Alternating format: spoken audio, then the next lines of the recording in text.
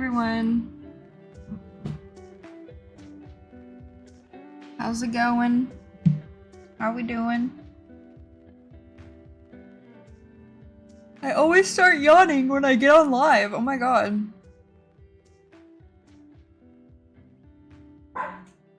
And Mochi's barking already. I love that for me. I love that for me.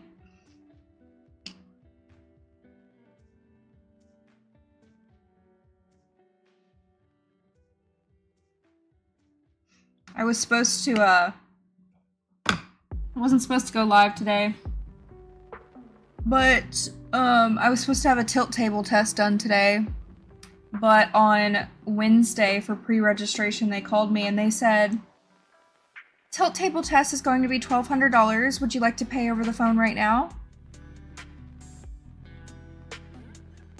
$1,200. So I had to cancel it, and I guess I just won't be able to be diagnosed with POTS, because I can't afford to. So, I was supposed to have the tilt table test done literally in 15 minutes, but had to cancel it. And now we're here. I gave the dogs a bath this morning, I did some cleaning. I'm gonna do some more cleaning today. I'm just trying to like clean because the library is closed this entire weekend for Easter, so I'm trying to just get stuff done around the house. The elephant in the room, I obviously have Bowser on top of the snake now. That's gonna be a future video. I can't really hide it because my computer's right here. So yes, Bowser is now in here on top of the snake. I think it looks awesome. I'm not going to show you guys any closer because I want it, you know, to be a little bit of a surprise for the video, but it's green. This enclosure is green. This one's purple. It's beautiful. Honestly, I'm obsessed with it. Yeah, $1,200. They wanted me to pay $1,200 for a tilt table test, and that's with insurance. And I was like, well, okay. Cancel, please. Thanks.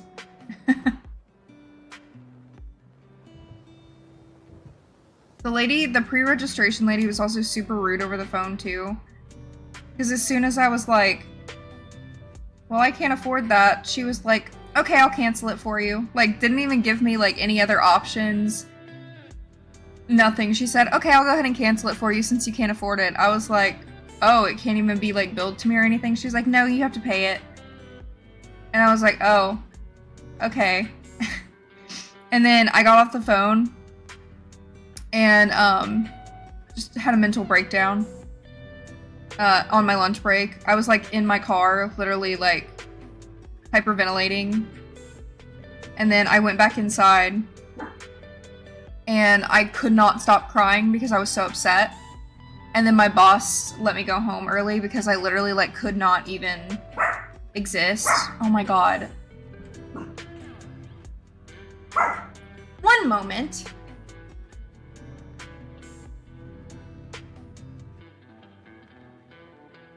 Why are you mad at me for yourself, Mark?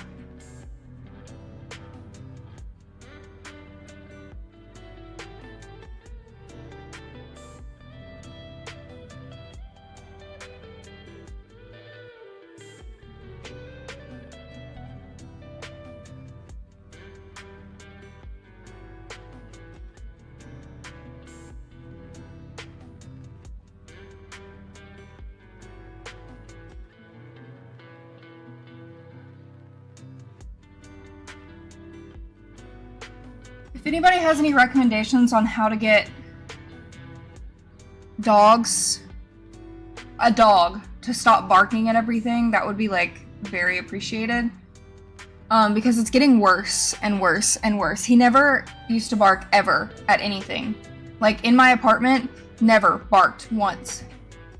Since I moved to this house specifically, he barks at every noise he hears. Like if I have to be on the phone, I have to go put him up in the playpen. If I'm live streaming now, I have to put him up on the playpen. Like, every single time I need to do something, I have to put him up because he will bark. Like, he barks every 5 minutes. I don't know why he's started doing this. I don't know. Like, my sanity. I'm going insane. And Dobby doesn't bark at all. Dobby just sits there.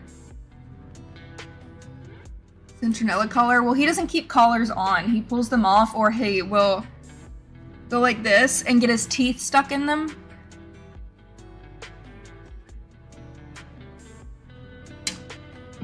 I can't even keep little bandanas on him or anything because he pulls them off.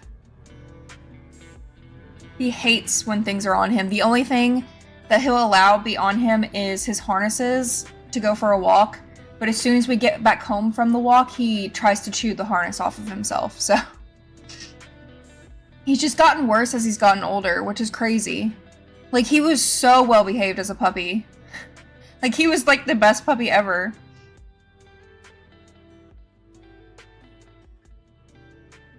I don't really like giving them bones anymore, because Dobby broke her tooth in half chewing on a bone. But also, a bone, they don't care really about them. Like, my dogs don't play with toys, and my dogs don't care about bones anymore. Like, I have tried to buy them toys. The only thing that my dogs like are food. And it's like, I can't give him food every single time I reward him for not barking, because then he would be like 800 pounds. So I'm like,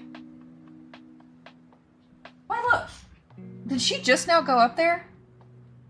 Yeah, that's been an issue. Get down. Get down. You're against the heat lamp.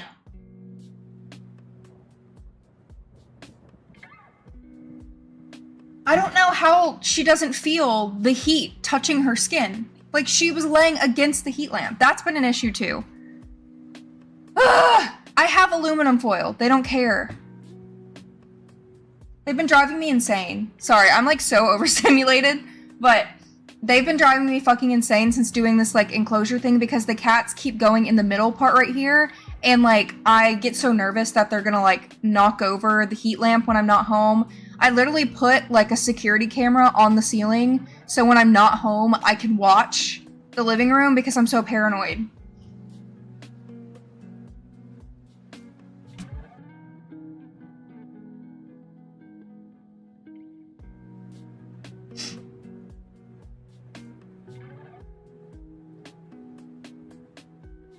I don't know if it's anxiety, because, like, when I tell you guys, like, I mean, it could be, but Mochi, like, does not have anxiety.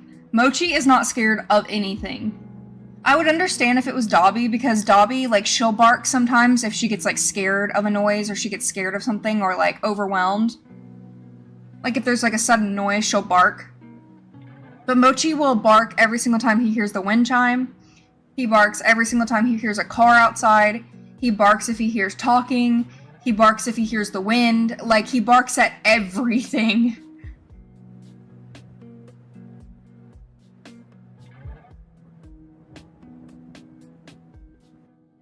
Yeah, the plug-in diffusers. I used to use those,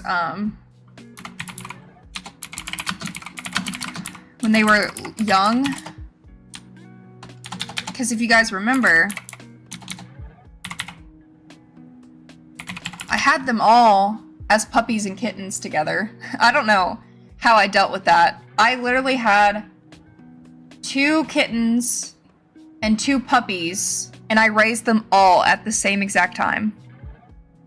I don't think I could do that now. Therapet pheromone diffuser. I just genuinely don't think it would work. I mean, I can try it, but I just don't think it will work.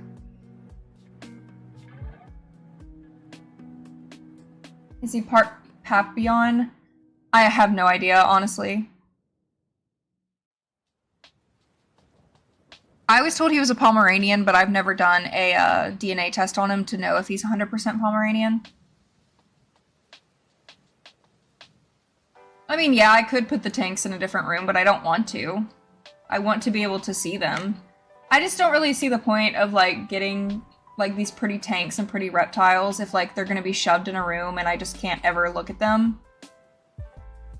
Like, I know a lot of people do that, but, I mean, when I get pets, I want to be able to, like, interact with them. because I did not like having Bowser in the other room. Because I enjoy watching Bowser, because Bowser is like a very interesting creature. Like, I have sand on one side of the enclosure now. I need to get some more, but he's been like, he digs, which is really cool. And he goes across like the rope thing that I made. And I don't know, Bowser's just very interesting. And the snake is very interesting too. I don't want to have to like just throw them in a room. And I just really like the spot that they're in. I think it looks pretty. Some of you guys might think it looks tacky, but I just really like it. I think it's just like a really nice thing to look at. Like sometimes I'll just sit with the TV off and just watch them because the snake likes to come out and go around. Ever since I put the snake at the bottom. What? Ever since I put the snake at the bottom, she's been way more active and she's been like coming out and going around. What do you want, Claudine? And she's been going up on the like wood stick and everything. This damn cat. She's so cute, but very annoying. Don't claw it. So the snake has been like a lot more active since putting her down there, and it's pretty cool actually because the snake and the cats will like interact with. They don't touch each other, obviously. It's in an enclosure, but I thought the snake would be like kind of taken aback and scared by the snakes, but she's not at all. She comes up to the glass and just like watches them, and they watch her, and they just sit and stare at each other. I would never let them interact or anything, but I thought the snake would react differently than it does. What is this? What is happening here? Ugh.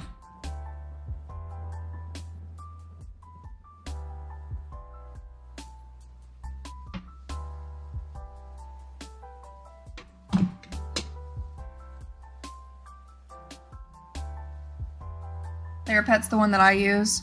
I could try it. I don't know what, where I'd plug it into. I don't have very many plugs in here anymore.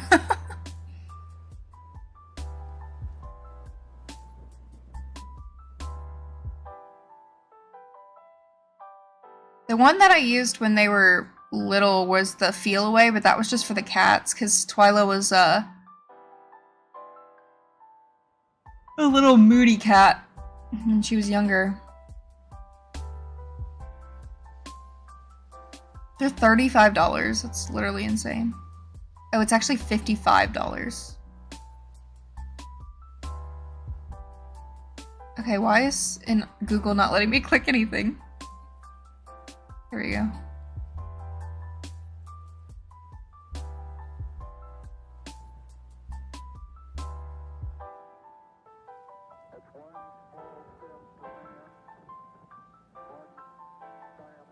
Okay, Google's being weird. It's not letting me click anything. Womp womp. Okay, but yeah, I'm just like kind of in a bad mood because of the whole tilt table test situation and just not being able to get proper health care, and also like things at work have been happening that's like kind of stressful, and working for the government at this time is very stressful, and I'm like in a bad mood. I'm trying to like be peppy and happy, but I'm just like very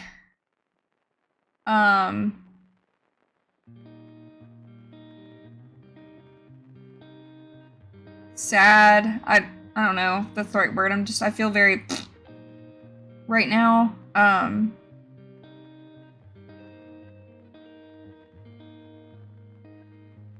Because I was kind of hoping that I could get diagnosed with POTS, and I know that there's no cure for POTS, so even if I do get diagnosed, there's not really anything they can do. I mean, I'm already on a beta blocker that she would prescribe anyway if I had POTS, and that has been helping a lot, actually. So, I don't know. I'm drinking Orange Crush. It's caffeine free, though. So I can't drink caffeine anymore. That's another reason why I think I have like some form of POTS, because I know from the research that I have been doing, I have a lot of the symptoms of it, but also when you have POTS, you're not really supposed to drink caffeine because it can like really destroy you. And when I was drinking caffeine, I felt terrible. And when I stopped drinking caffeine, I did feel significantly better. And I was having less episodes of like blacking out and stuff. So I've been drinking like no caffeine. I think I've had one soda since January. Like one caffeine soda. Thank you, I Love Fish, for subscribing. But anyways, I have been crocheting a dress cover-up. If you guys watched my last live stream, I kind of got scammed from an AI Etsy shop. But I found a tutorial of a spiderweb one on YouTube, completely free, that I really liked, and it's easy to follow. So here's like the front of it, which I think I'm gonna need to make it bigger.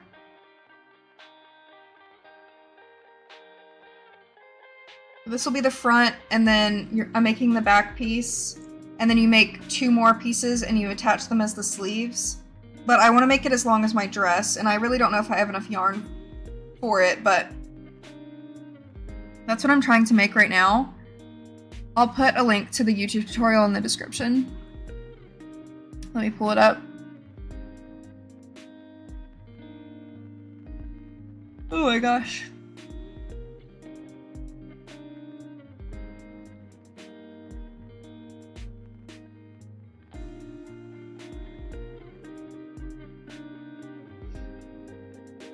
It's the crochet spiderweb top tutorial by Wonder Netting. She has some cute tutorials. I'll put it in the description box.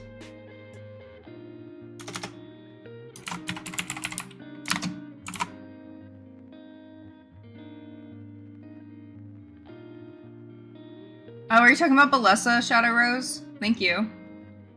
They do pay good, actually.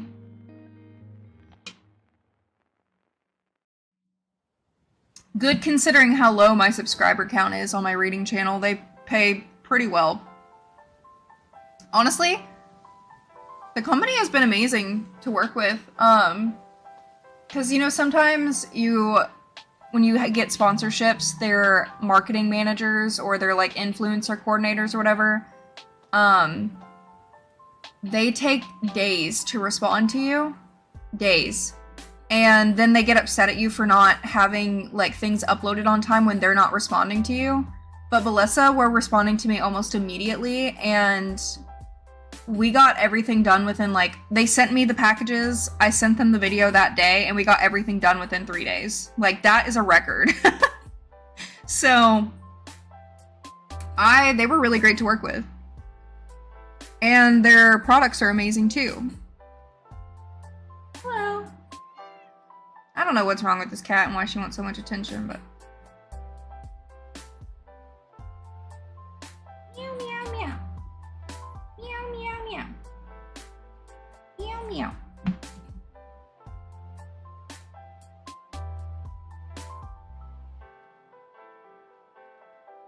But yeah, I've been in a weird process in my life right now because I'm like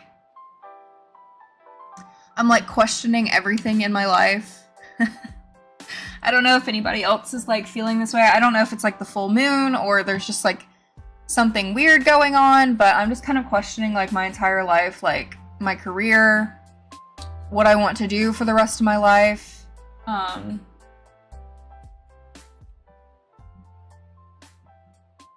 No! Oh god. What are you doing? Oh my god, she's knocking everything off of the chair.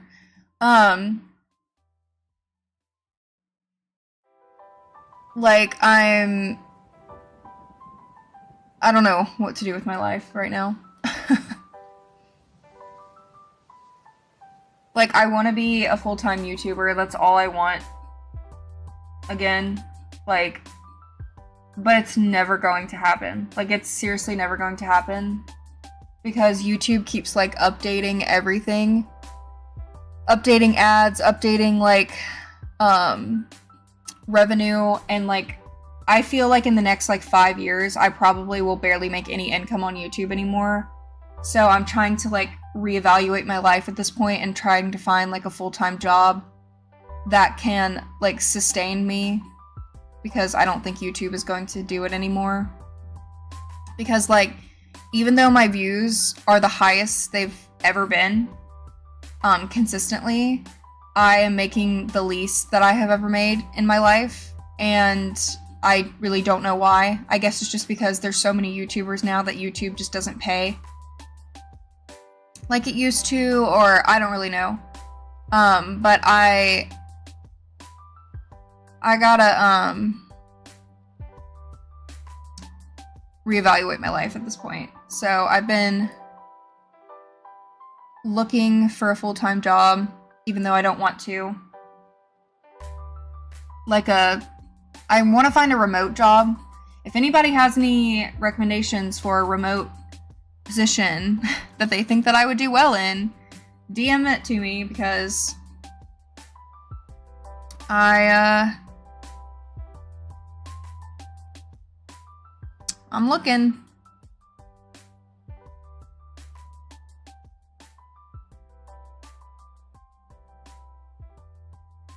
I mean, I guess my videos don't perform like incredibly, but I don't know.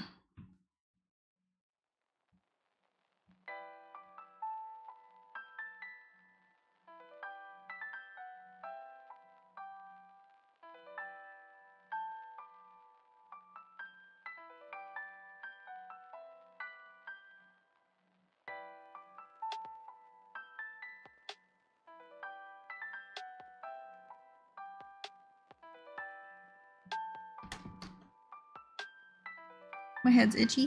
Itchy, itchy, itchy. I need to pull up the tutorial so I can,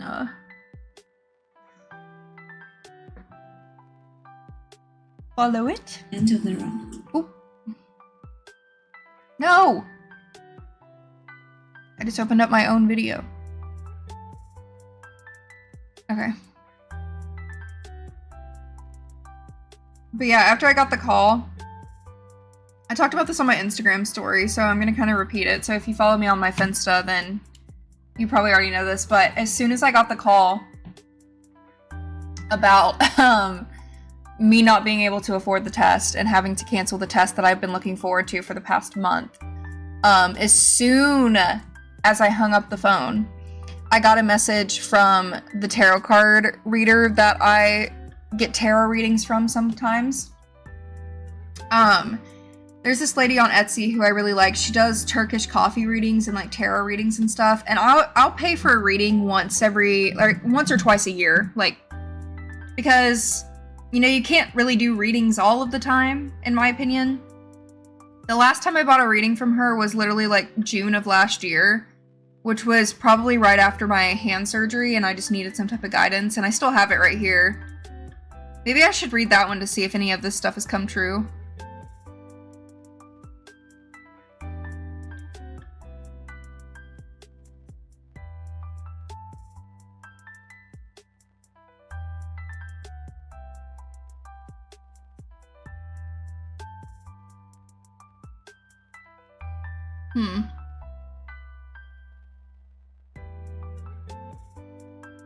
But I'm gonna read it to you, because it's like, this lady's readings are so on point every single time that it's scary. Every single reading that she does is always on point.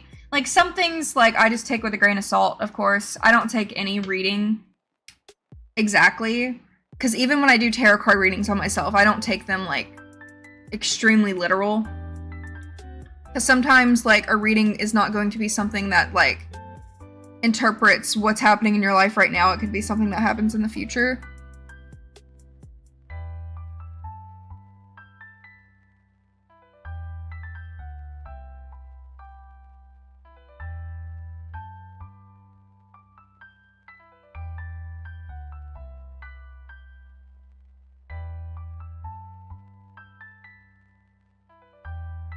Okay, so anyway, I hung up the phone, and I got a message for my reading, and it's very on point. So I'm going to read it to you guys because I find it very interesting, and I mean, I don't care for it to be private or anything like that. So, okay. It is a little long, so, and y'all can tell me what you interpret these things to say too. I mean, y'all don't know every single little detail of my life, so you're not going to know every single detail of my life, of course, but she said, your attitude and decision will now be finalized in situations where you have said, I'm done, and that have actually consumed you day by day. I can say that the most beautiful and most important effect of this full moon will be for you to start becoming the person you want to be. You will be renewed by getting stronger and carrying that strength from the issues that you have been feeling, that you have not been yourself for a long time, and that you have changed. Which, obviously, I interpreted that as, like, my body is changing, I'm sick all the time, chronically ill, trying to figure it out, I'm sad, like, I have physically and mentally changed a lot in, this past year, is how I interpreted that, because it says, the feeling that you have not been yourself for a long time. Bing, bing, bing. This process can go very fast for you. You can completely say goodbye to the events that have been progressing slowly for months and that you think have been carrying you backwards as they progress. In fact, the goodbyes you will experience in this process will not affect you badly. You may find it difficult to say goodbye at first, but your thought patterns will change. You may decide to completely let go of the events that made you feel bad in the past. Issues that you used to dream of but didn't have conditions to realize may come up again. You can initiate agendas that you used to want to do and start, but had to stay away from due to unfavorable financial and spiritual conditions. No matter how much time has passed, it will make you feel the old excitement. So that whole paragraph right there made me feel like, okay, well, maybe it could be talking about YouTube, because it says it will make you feel old excitement. Issues that you dream of but didn't have the conditions to realize may come up again, because I did used to be a full-time YouTuber. So I'm like, okay, well, maybe I will be able to do some type of like full content creation in the future. Maybe it will happen. And, you know, it says that I haven't been able to do it due to unfavorable financial conditions, which is obviously what I've been going through pretty badly with my health and everything. So that's just on point. Thank you, Alaska, for following. There's a situation where you have forgotten an evil done to you, and even if it doesn't hurt you as much as it used to, you expect divine justice to take place as you think about it. During this full moon, this expectation may be fulfilled. You may hear and see news from someone who has done you wrong in a way that you will see and hear. I have no clue what that could be about. I have had many evil things done to me in the past year, actually in the past couple of years. People very close to me have said and done things to me that like have really, really, really hurt me. I don't expect divine justice to them. That seems a little intense, but that's very interesting.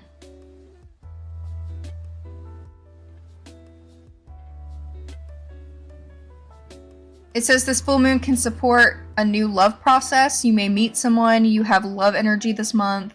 I take that with a grain of salt because I have a boyfriend. Hi, clever foxes. There's a situation where you will gain power against people who have tried to control you, and you will teach them a lesson. There's a victory in which you will resist the people in your close circle who try to interfere with you. You will remove the pressure that sticks to you, and you will rise to the top. Whoever told you don't do it, you can't do it, you will teach these people a lesson by doing it. And that paragraph right there really hit hard because, like, non-stop for the past, like, year, I've had, like, so many people in my family and, like, people who are just like, you just need to get a roommate. You just need to live with people. Stop trying to live on your own. Stop trying to do this. You're not going to be able to do this. Like, you need to get a full-time job, but you probably can't get one. Like, and I keep getting told, like, you can't do this. You can't do this. You need to do this instead. And instead of, like, being supportive, people are just telling me things that I should be doing instead of just, like, listening to me and, like, just being, like, a caring friend or family member. and like just being there for me. Instead, they're like lecturing me and telling me all the things that I'm doing wrong with my life. And like that's what I have to deal and hear with all the time. So that paragraph hit very hard too, because I've been hearing nonstop for the past year that I can't do this, I need to do this, I need to do this, I need to do this, instead of just like being supportive. Like, you can be supportive too of like giving somebody advice, but like telling someone straight up like you can't do this and not listening to their feelings, and like I hate when people do that.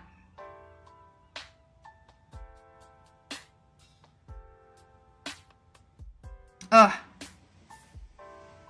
Soda's not very good to drink when you're talking a lot. Okay. It's too late to be proud of yourself. You have unknowingly eaten your right in some matters. In this process, you will be more at peace with yourself. You have not made yourself happy because of some people and events, but now you will focus on your own happiness and not others. This will be a move that is overdue, but will be realized in its most beautiful and correct form. Which is something that I have been trying to do. Is I've kind of just slowly been like cutting people off in my life, because I just cannot deal with like the toxicity anymore and like how bad of people they are. And just protecting my peace the best that I can. And like I've kind of just stopped telling people like my business, and I kind of just keep to myself because I'm just over people. Okay, and this was the Turkish coffee reading, so she can read symbols inside of the coffee if you've ever seen a Turkish coffee reading. She said, now let's talk about the symbols. I see that all areas of your life are becoming more active. There have been some changes in your character during this year, and this change is still going on. I see that your old area of responsibility has expanded a bit, and you will need to make some effort for your freedom. Which I agree with. I have changed a lot character-wise in the past year. I feel like I've become more like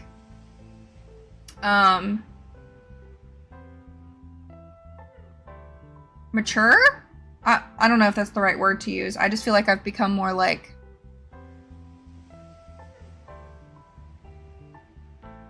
aware of the world. I don't know if that's the word either, but I see a place with heavy chandeliers hanging from the ceiling where you used to go very often. You stopped going there some time ago, but soon someone will ask or tell something about you, and you'll be very interested in this. I have no idea what that was about. I could not think of any place where I would go with heavy chandeliers. My current job has gigantic chandeliers hanging from the ceiling, but that's not where I used to go, unless this is like a reading for the future. I mean, I used to have a chandelier in my old house. I mean, I have a chandelier right here, but I don't think that relates to that. So this is the one that was like, hit me, and I was like, oh, I see a man standing over a body, or leaning over a body in front of him, wearing a mask over his mouth, and I'm convinced that he is a surgeon, because there are medical supplies such as bandages and scalpels on the table next to him. Y'all, I literally just had surgery a month ago. I just had surgery a month ago. And in the coffee cup reading, she sees a surgeon. And like, I took that very literally because obviously I just had surgery, but she takes it more as like,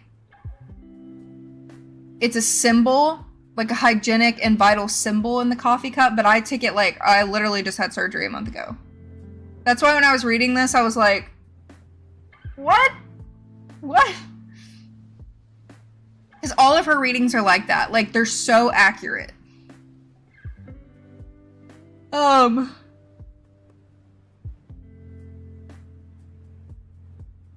sense that you will focus on success and get closer to your goal day by day, but I sense the presence of an enemy who doesn't like you. It's as if this person is both close to you and talking behind your back. You don't know who this person is for now, but I think you'll find out in 2 weeks, and you'll regret for caring. I sense that you'll withdraw the boundaries of friendship, take a scalpel to the past, and move forward with stronger friendships. I have like 2 friends, so, if they're talking shit behind my back, that'll be unfortunate. But I'm also used to it. That's why I, like, literally don't have friends, because everybody is just so fake these days. So, I mean, I don't know if that's true. If it is, I would not be surprised. At the final stage of your horoscope, I see a male figure dressed like a prince, with his scepter in his hand, looking resolutely ahead, and his face shining like the moon. This does not reflect a person, but a situation. A brand new and clear page will open in your life. It is the only indication that the bad experiences you have had in the past and the troubled period you are now in will now end in a few months. Never stop believing in yourself and the energy of the universe. And then she sent a picture of the coffee cup that she drank. Which I don't really know what I'm looking at, because I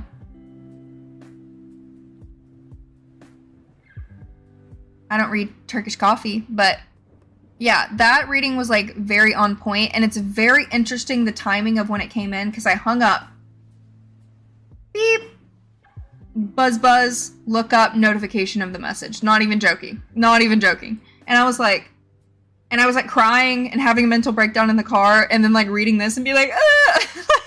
I was going through it, okay? I was going through it. This was on Wednesday. I was like crying so hard. But yeah, her readings are really, really nice. She's in Turkey. And like I said, every reading that I've gotten done from her has always been scarily on point. And my friend also gets readings from her, and hers are also, because the reason I chose this lady is because, you know, there's a lot of AI tarot card readings and stuff that you can get on Etsy, but I had already known about this lady because my friend gets readings from her. And I was like, okay, well, I'll purchase one because I want to see if she's just like sending the same picture to people or like just repeating the same stuff. But me and my friend have never gotten the same reading. Like, ever. Not even close. So, seems pretty accurate. I mean, you know, like I said, I take them with a grain of salt, but...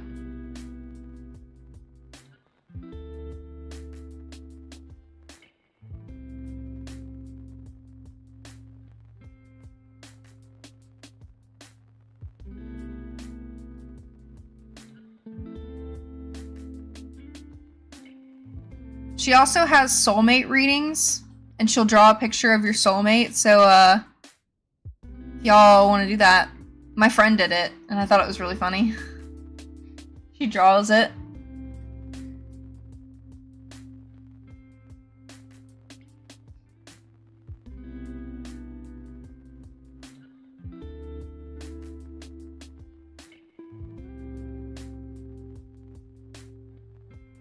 Damn, chat is dead as hell today. Talk to me, please. Talk to me. I'm talking to myself. I beg of you. Yeah, Aubrey, that'll be fine if he wants to, like, refer me, or if you could send me the link to what it is or whatever. I don't know. I just need something, but I don't want to leave my current job unless it's a job that's remote. I don't want to go anywhere. I don't want to work anywhere. I want to work from home. I'm too ill to leave the house every day. It physically hurts my body to work at this point in my life. And until I get some type of diagnosis, I just would really prefer to work at home. Like, I don't even care if I'm working till like 7 a.m. to 7 p.m. If I am at home, I don't care how long I'm working. Like, I don't. It's just having to physically be active at a job is when I'm like, it hurts.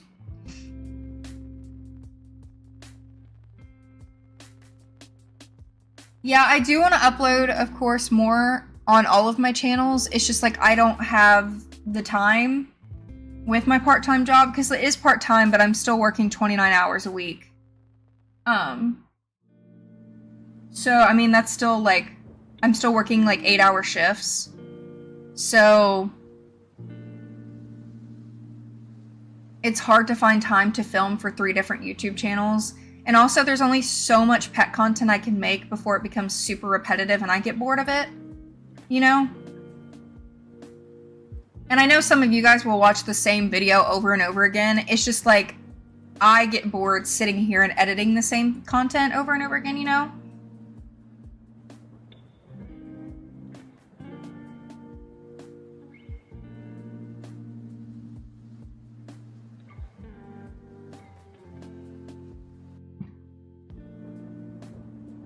Yeah, I mean, that's the main reason why I need a full-time job is because I need health insurance. I have it, but I pay out of pocket now, and if I could have a job that covers my health insurance, then I think my life would be significantly better right now. All of the animals are doing great.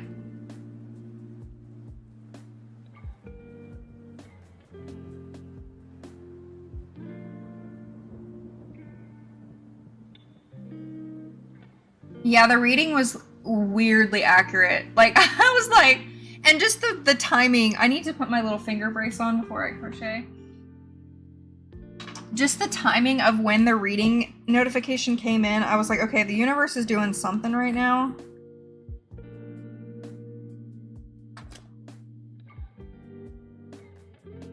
I gotta find my finger thing.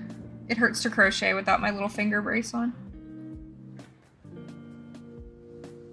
Is it in my other bag? Oh, also guys, I'm selling my Nintendo Switch Lite, my Zelda one. I'm selling it with 3 games, 2 glitter cases, thumb grips, an Animal Crossing case, and a micro SD card for $250. If you guys are interested, I have it on my Instagram story. You can DM me on Instagram if you want to purchase it. If nobody purchases it in the next like day or 2, I'm going to be putting it on Mercari, and I'm probably going to put it for more expensive because Mercari takes out a lot of fees. So if you want to buy it straight from me, no fees, free shipping, DM me on Instagram. It's literally like new.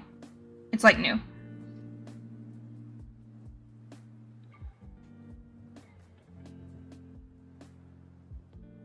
Here it is. Is that my old one? No, that's my old one. Bro, I keep losing.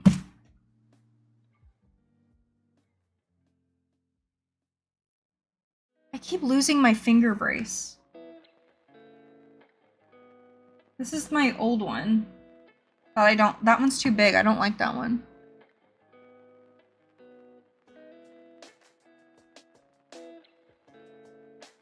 Oh, maybe it's in here? I don't know why I thought that it would be in my Kindle case, and it was. I was like, I had my Kindle case at work. Maybe it's in here. I made this Kindle case the other day. I have a needle in it. I haven't sewed in the ends yet, but there it is.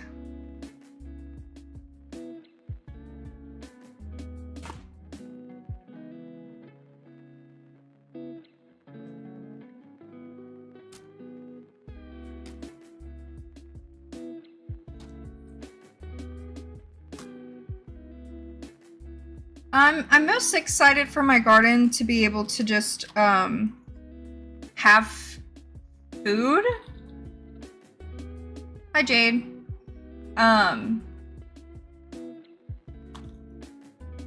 Like have food that I've grown myself, you know, just like the satisfaction of it.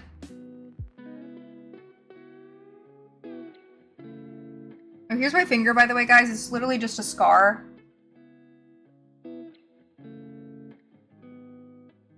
It's like a little curved, but it's just a bad scar now, which is what hurts. So I just have to wear the finger brace to protect the scars, because when I hit the scar, oh my god, it hurts so bad.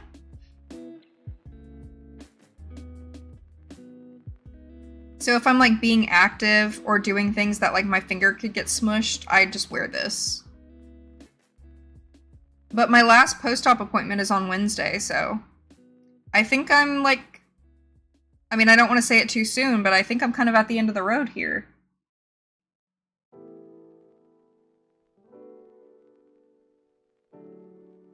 Oh, that jumping spider has plenty of bugs.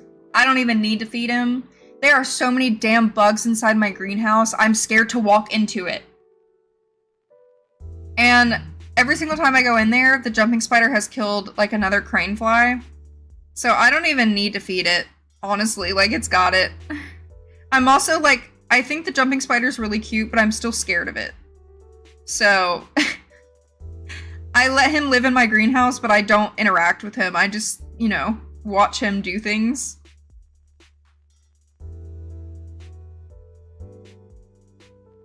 Okay, I'm trying to...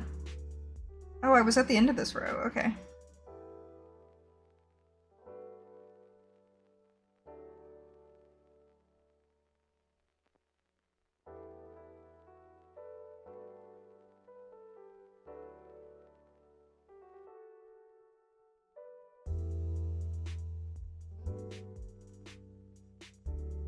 Yeah, that's why I'm selling my Nintendo Switch Lite, because since getting my Steam Deck, I literally have not touched my Nintendo Switch at all.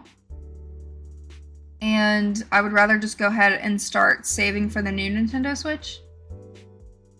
And I just don't want it to just be like sitting around collecting dust when it can go to somebody who would like enjoy it more. So, okay, next step.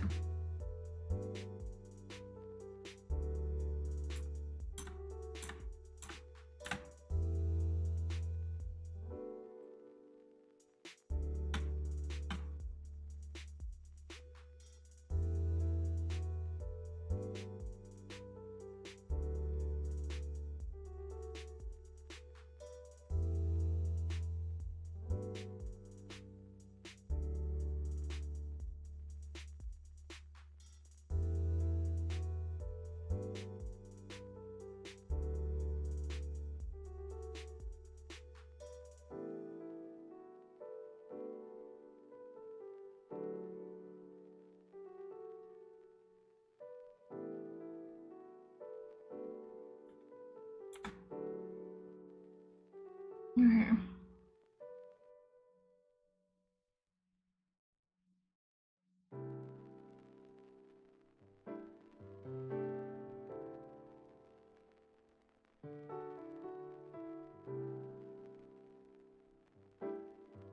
I hate the weather right now because at night it's so cold I have to put my heat on.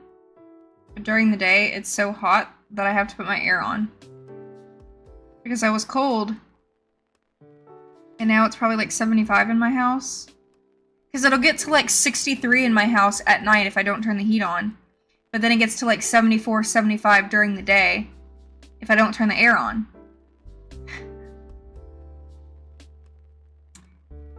Yeah, it's 75 in my house right now.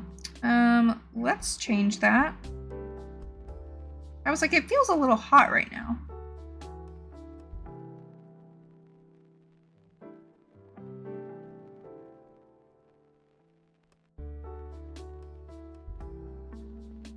I tried playing Dead by Daylight once. And I didn't like it. I see why people like it, but too scary. Too scary.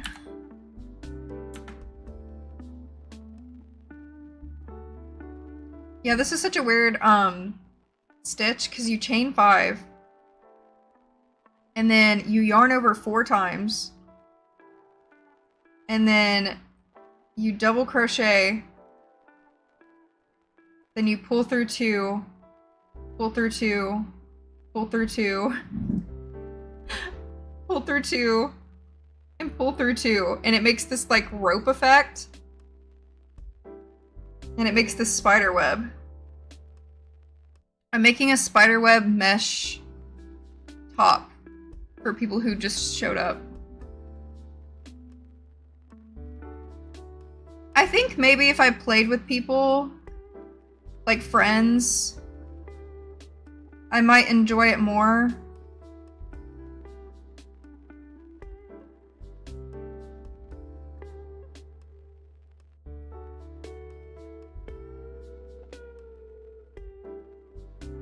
But also, like, you guys know, I'm not a girl who likes games that scare me. I'm a cozy gamer. Hence why I'm obsessed with Hello Kitty Island Adventure, so...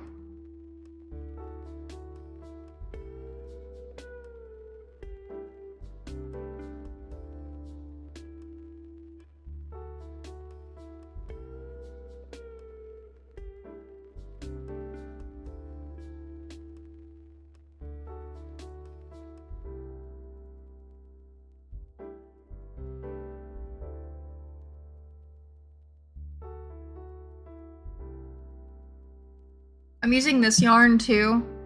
The yarn art, like sparkly yarn. That looks like a geode. It's beautiful.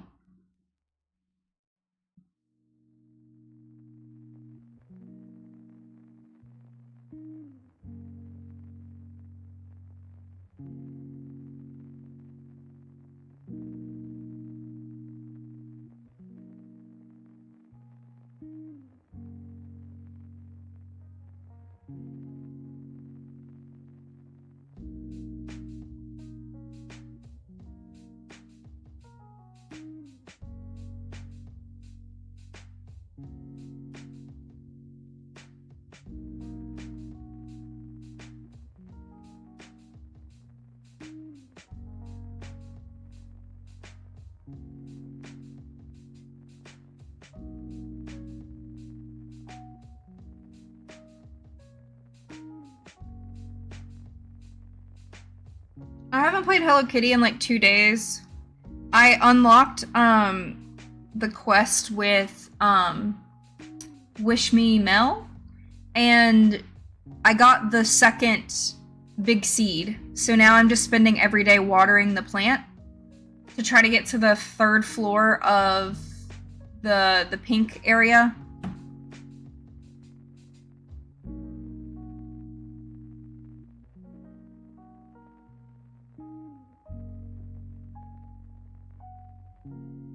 This was a gift that somebody sent me through Amazon, but I know it is on Hobby. I actually didn't even know what Hobby was until like last week, so.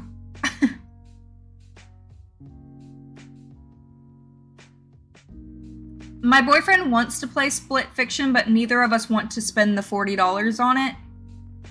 Because we played the other game by the same creators, with the like yarn people. We played that together. It Takes Two, I think is what it's called.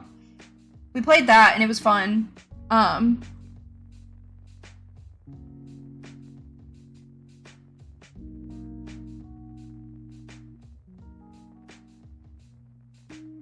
me cheap, I'm just not. No game is worth like over $40 to me. I can't.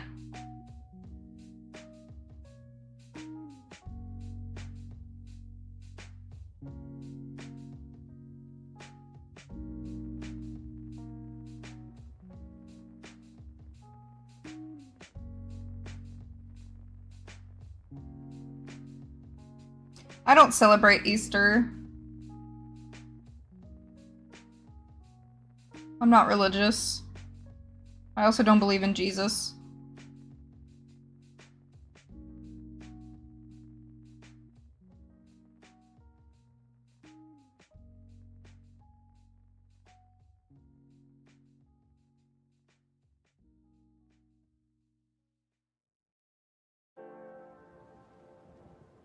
Also, for like a holiday that is supposed to be about like Jesus rising from the dead or whatever. But it somehow being turned into some like capitalistic holiday where people are like searching for eggs and buying chocolate and buying bunny rabbits and like it's so ridiculous. I think it is so ridiculous. Every single time I see a big Easter event, I think it is so, honestly, quite disrespectful. Like, if you are a religious person, I feel like the whole concept of, like, the Easter Bunny and, like, these Easter festivities are quite disrespectful to, like, the actual meaning of the religion. But, whatever. Yeah, Switch 2 games are gonna be like $80 or something. I don't know. The only game I would pay that much for is Animal Crossing.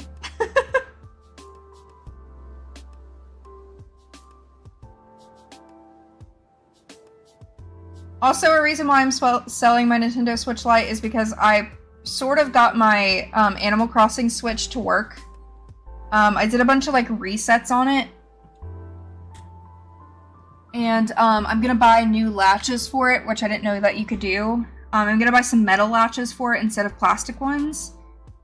So I don't really need two Switches, and my regular Switch can handle games more than my Switch Lite can. I love my Switch Lite. I really do. I really enjoyed playing it. I just like having my Steam Deck. I only play my Steam Deck. Like, my Steam Deck is my entire life. So I just don't really need all three of them. So I figured somebody else can enjoy them.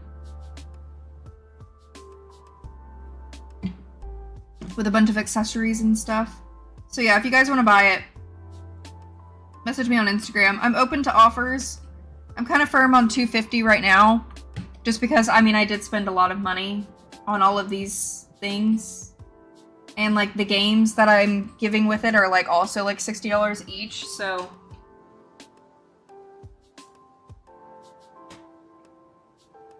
I'm selling the Switch Lite with Super Mario Odyssey, Super Smash Bros, and Mario and Rabbids Kingdom Battle. 2 glitter cases. This one's brand new. The other one is on the Switch. And then an Animal Crossing case. And an SD card, all for $250. I think that's a steal, personally. But I want to sell it to a subscriber before I put it on Mercari, so.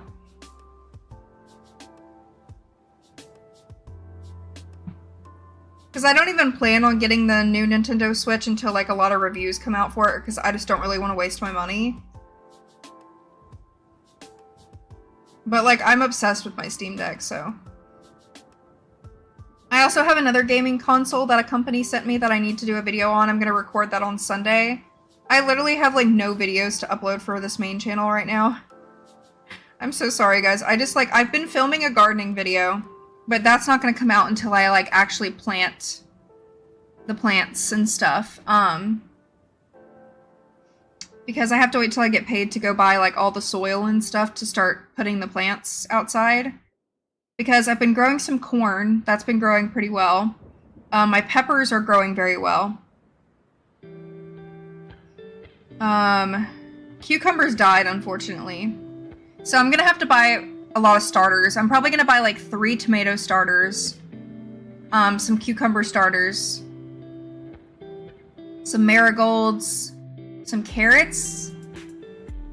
I don't know. Like, I'm gonna have to just buy starters this year, I think.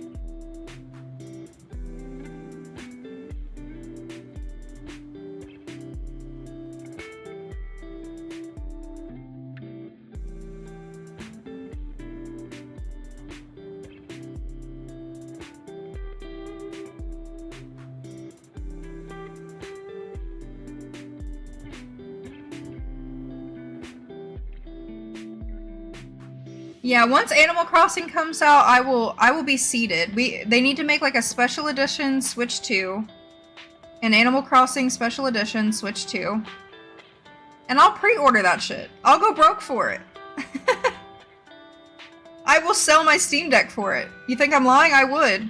That's how much I love Animal Crossing.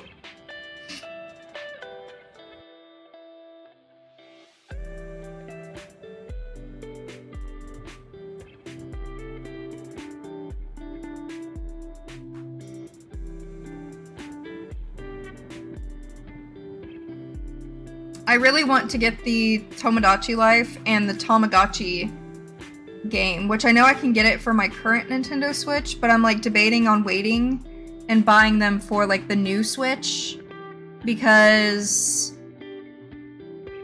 you get like the extra mini games and stuff.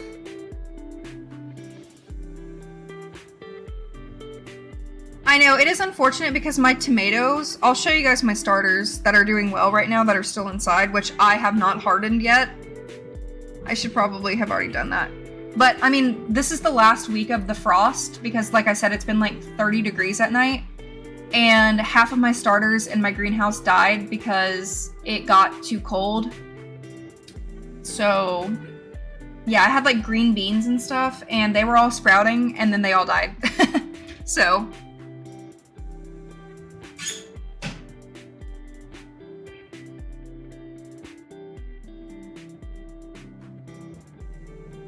But all of my peppers are like doing decent. Like these are the cayenne hot peppers. I know I need to separate them because there's just like a bunch of them together. But I was going to harden them and then separate them and just put them straight into the garden bed. Let me know if you guys don't think that's a good idea, because like I said, I don't really know what I'm doing. But here's the cayenne peppers.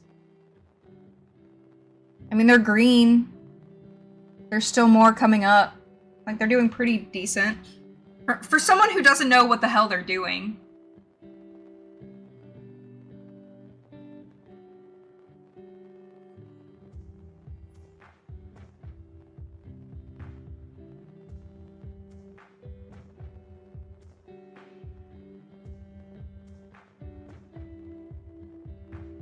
Here's my bell peppers. I accidentally spilt all of the soil out into the sink. So a lot of the soil is gone. Once again, these need to be separated too. These are the most important to me because I feed bell peppers to my guinea pigs and my bearded dragon. I also eat bell peppers myself. I love bell peppers. I love them. So I want a lot of bell peppers, but yeah, I need to separate these too.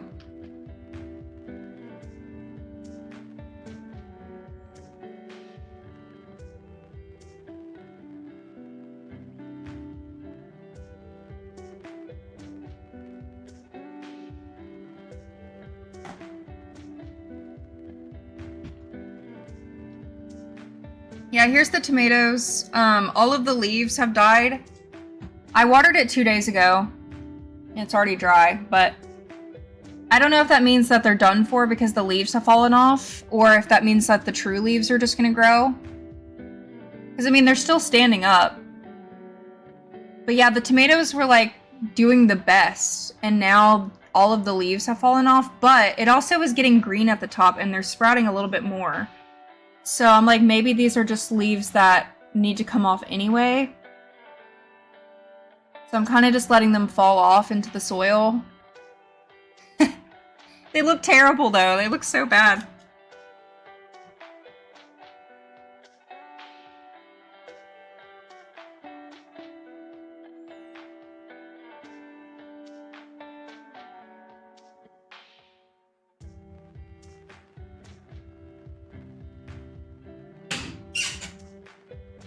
And then my habanero peppers and my arugula look about the same as the other ones too. And then my corn is in the greenhouse. My corn has grown like this tall already.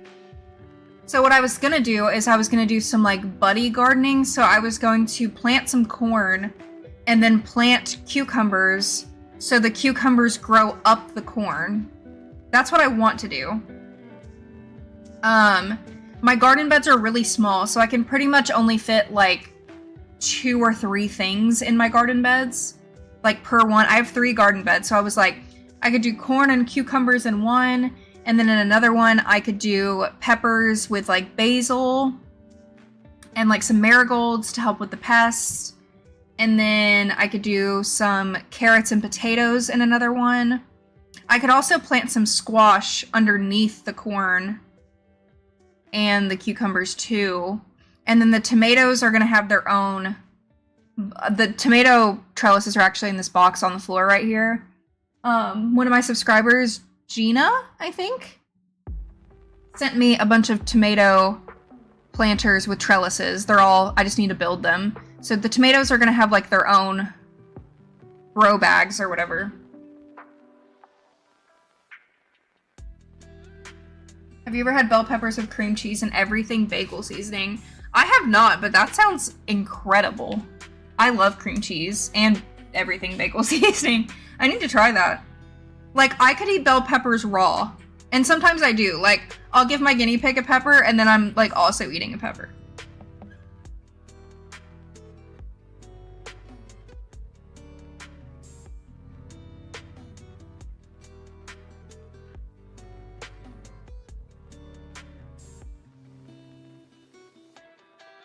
My concerns are mainly just worried about animals eating my plants because I don't want to work super hard on growing all of these plants and then like a deer or a rabbit or a bird comes and just like destroys them.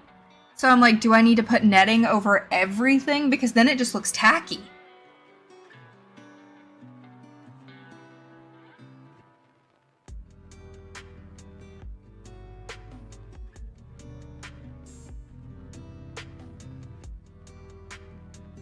Yeah, I'm a little nervous too, but you know what? I wasn't even expecting any of my seeds to grow at all.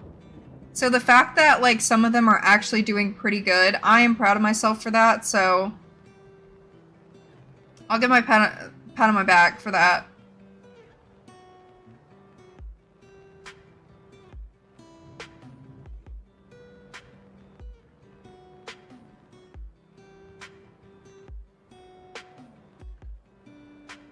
Also, I planted some flower seeds too. I have some sunflowers, and the sunflowers are growing pretty tall too. Damn it.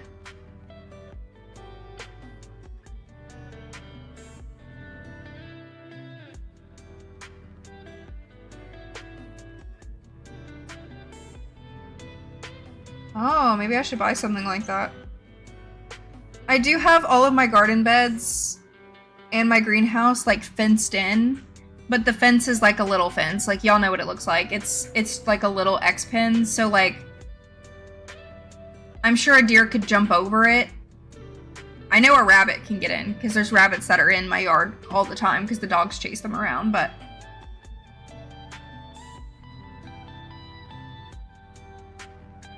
and then of course you have to deal with pests too, like bugs. So roly-polies are an issue here. I think they're called aphids. Aphids. I call them roly-polies.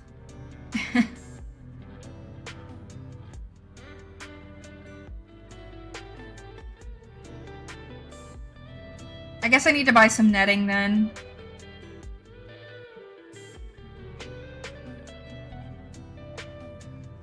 I need to look on my Amazon wishlist because I keep forgetting what I've been adding on there. I think I added netting on there. And I want to go to Home Depot. Probably next weekend. Oh, I also found some overalls that I really like, finally. So I'm gonna buy those eventually too. But yeah, in my garden beds, I just kind of used what I had around the house already, but I used cardboard as like the base layer to help with the weed control. So I put cardboard, then I put like a bunch of recycled like paper that I've been saving. So I've been just collecting like a bunch of like shredded paper and just like recyclable paper and stuff. I put that. I put wood, a bunch of like sticks and stuff from like the trees and like wood that's fallen down from storms and stuff. So I put a layer of wood, cardboard, and paper, and then I put compost on top of it because I've been composting all of my rabbits and guinea pigs poop. So, and then I put compost on top of that, and then I put soil, gardening soil on top of that. And then when I go to Home Depot, I'll probably buy some like worm castings and maybe some like peat compost maybe or something. And that's gonna be like what's in my garden beds. And I hope that's like, I hope that works. I don't know. I cannot spend hundreds of dollars on soil. Like I just can't do it.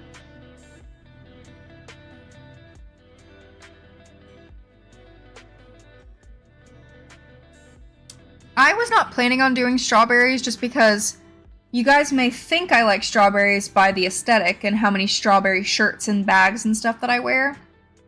But I hate the taste of strawberries.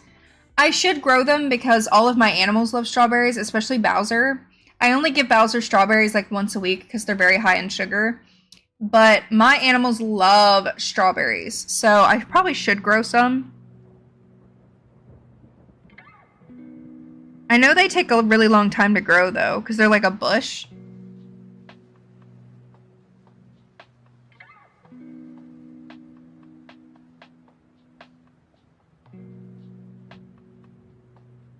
Yeah, there's like hella roly-polies in my greenhouse already.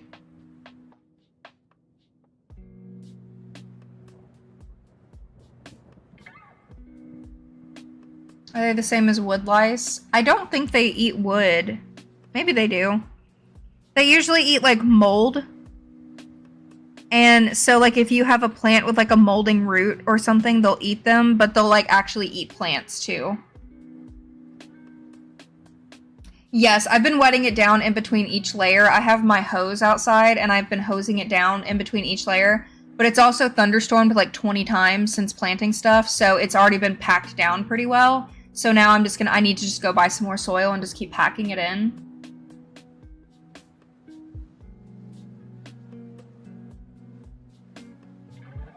Because there's still one whole garden bed I haven't even built yet, because the reason I got 3 garden beds is because one of my subscribers, Aaron, sent me 2 of them from my wish list, and one of them was missing a piece. So I messaged Amazon, and they gave me the seller's information, and the seller sent me a new one. So one of my garden beds is missing a piece, but I was able to kind of redneck it where it works still. And then I got I got all 3 for free, but I got the 3rd one for free, so I got 3 of them.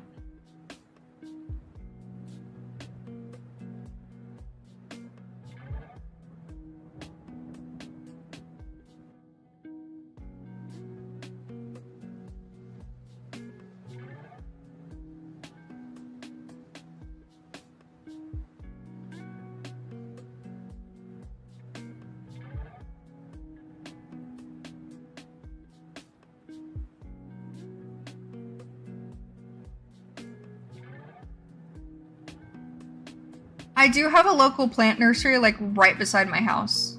Like, I could walk there. I don't know why, I just get nervous going into, like, the local family-owned nurseries because they're so small and, like, they all stare at you. And I feel like I'm being judged. Whereas, like, Home Depot, it's, like, massive and nobody's looking at you and nobody's paying attention to what you're doing. I know that's a really stupid reason to choose Home Depot over the local nursery, but like my local nursery is so little and it's like on the side of a busy road. So I have anxiety about like parking. Like, where am I supposed to park? And like, I don't know.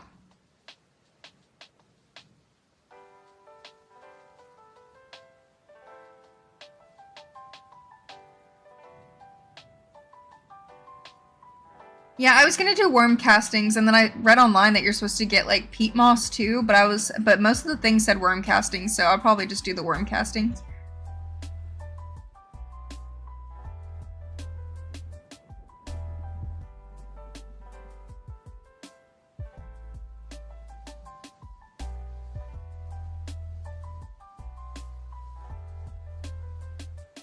I just need to grow some balls and go, but every time I drive by, there's always so many people. So, I want to go with someone.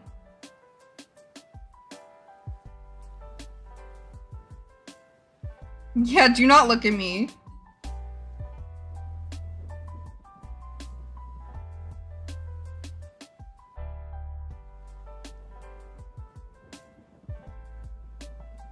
I'm also pretty sure that they sell bales of Timothy hay too, because whenever I drive by, they have an entire like semi-truck full of hay. But it could be straw. I can't tell if it's straw or hay. Because if it's hay, then I could just get some Timothy hay from them to feed my animals, but it could be straw. But I know you're supposed to put straw down, or like some type of mulch under corn. So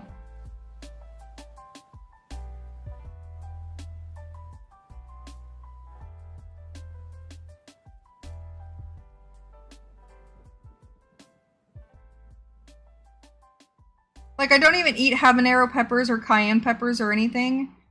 But, like, they're growing so well. So I'm like, I guess I'm going to be growing some peppers and making my own, like, salsa or something.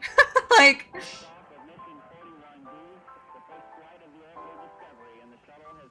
Honestly, taking my boyfriend would probably be more stressful. Because he literally knows nothing about the outdoors. And I feel like he would just annoy me. Respectfully. Like, I need to go with someone who, like, knows about things, like one of my parents or, like, my grandmother or something. Because they actually know about gardening and they know the best things to buy. If that makes sense. Like, I need to go with someone who could, like, lead me in a direction to where I should, like, do things.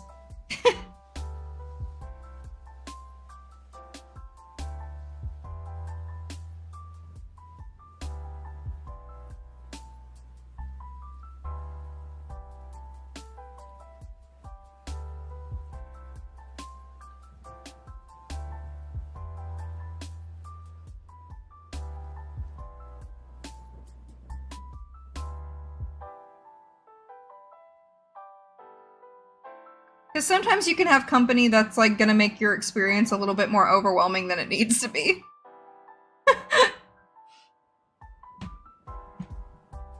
Because if you're, like, overstimulated trying to figure out what the hell you need to buy and then you have someone in your ear, like, questioning why you're buying it, I think I would go crazy.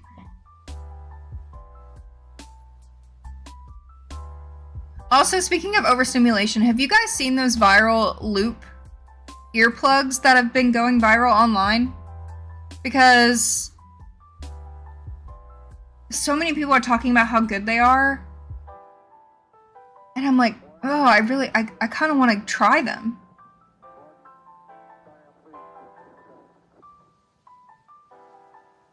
I've been throwing all of my, like, coffee and tea bags and, like, fruit peels and stuff into my compost pile. So I don't really know if it's considered mulch, but I guess it is a part of my compost. And my, like, egg whites or whatever. I've been seeing them everywhere. And they have one for, like, festivals, socializing, focusing, traveling, but it's $60. They also have one for sleeping that's only $20. And I live by myself, so I don't really have to deal with snoring. And I do like to be able to hear when I'm sleeping because, like, I don't know, if something happens, I need to be able to hear someone in my house, you know what I mean? I mean, I have dogs for security. They pretty much bark at everything, but I don't really know if I need the sleeping ones, but it does say that you could use the sleeping ones for travel as well, and those are only $20. But I've heard they work really well if you get overstimulated in public. And I do. So I'm like, should I buy the $60 ones or should I get the $20 ones? Like, what makes the $60 ones so much more expensive?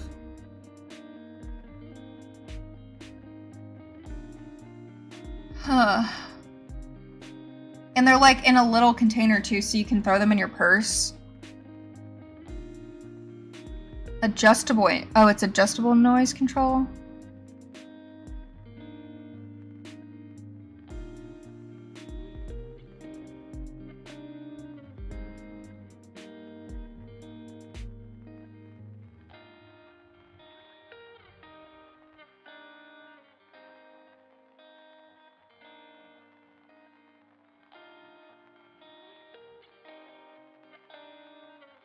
Because, I mean, like, I would hope that they're more comfortable than, like, headphones. Because, I mean, I have noise-canceling headphones that I wear when I'm overstimulated. So I'm like...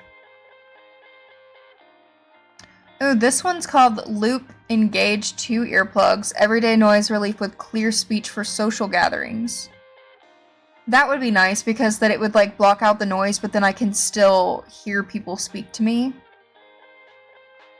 And they're in pink. These are $45.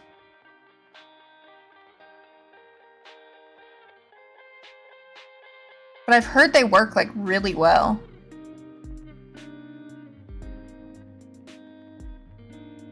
I get scared I'd lose them though, they're so little.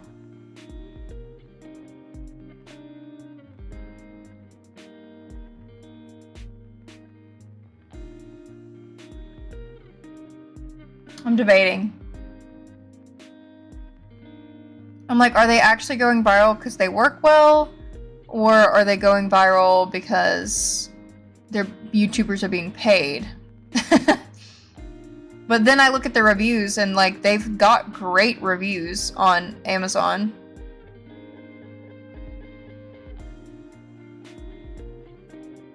There's just so many different kinds. Like I don't know which ones would be the best for me.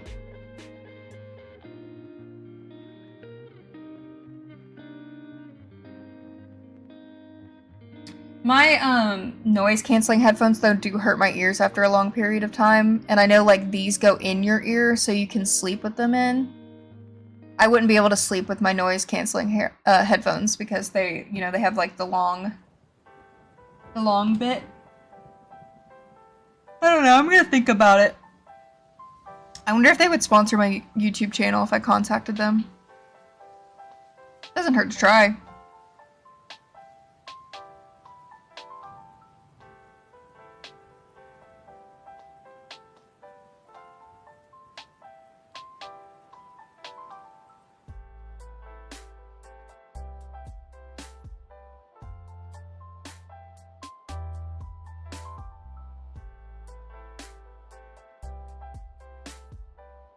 I heard my cat, but I don't know where I heard her at.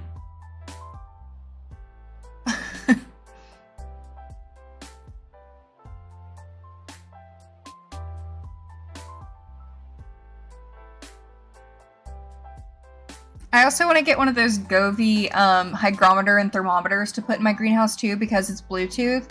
So it'll connect to my phone so I can see what the humidity and the temperature is in my greenhouse at all times from my phone. So I want to buy that too. It's only 12 bucks, so.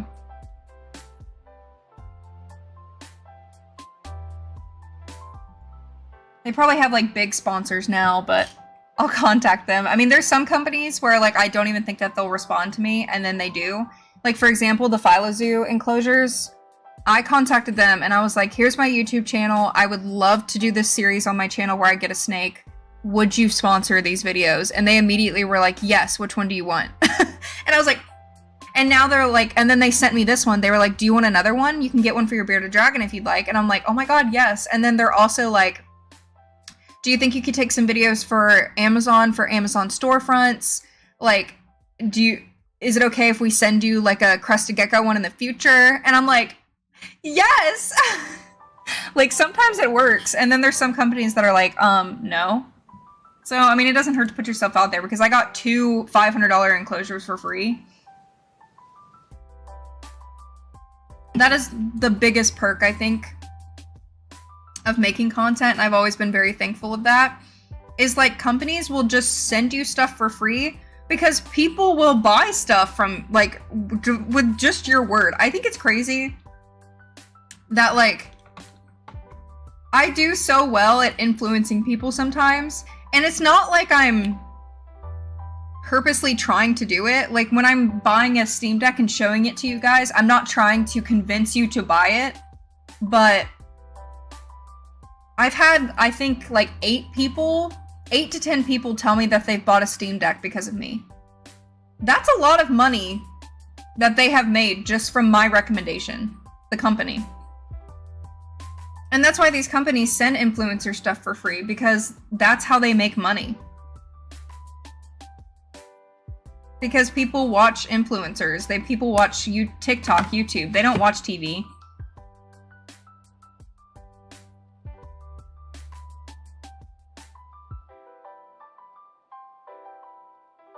Let me see if they have a website. Loop earplugs. Let me see if their website's different than Amazon. It just describes it more. I'm about to be the Steam Deck. I wish I was a Steam Deck affiliate or some shit. Bro, I need some commission. I'm not even getting commission from these Steam Deck sales either.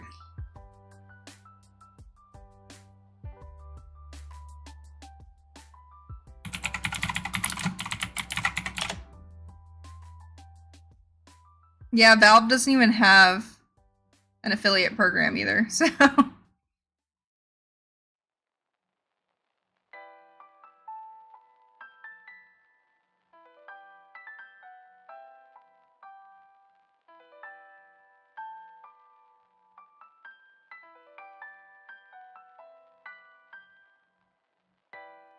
Oh, I think the most expensive ones are the ones that I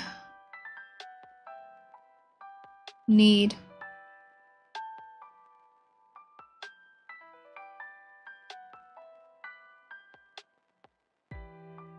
Or the Engage 2 ones, because those are the ones that you can listen to that block out the noise, but you can still hear people talk. They're called the Engage 2 ones.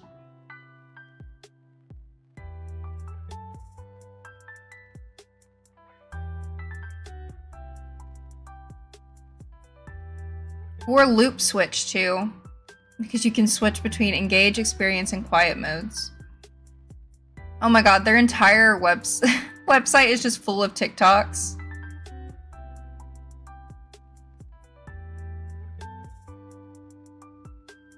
I literally wouldn't even ask them to pay me, I just want them. Let me see if they have an affiliate program. They do, okay.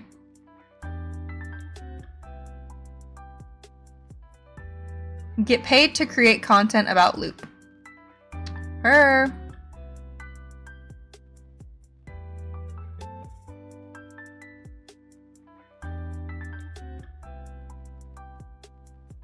I'm signing up for the affiliate program right now. 15% of the order is actually pretty good. Hi, Addison.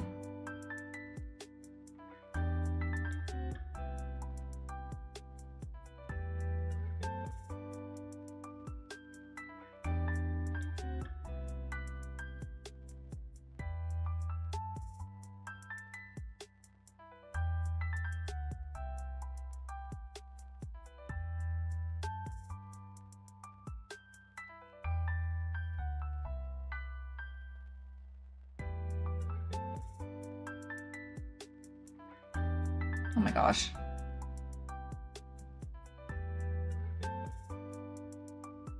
Huh? I don't do OnlyFans, genius. And even if I did, it's none of your fucking business. If I want to pop my pussy on camera, I can do it if I want to. You're crocheting the strawberry bag? I love that.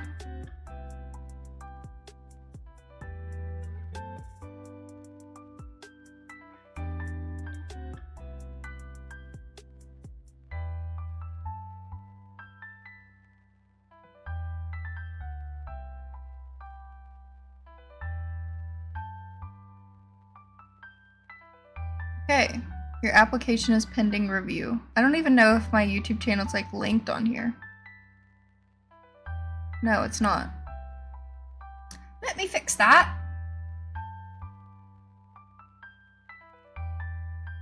I don't understand how to play Animal Crossing. You could try to find some like tutorials. You used to do it. Yeah, I did.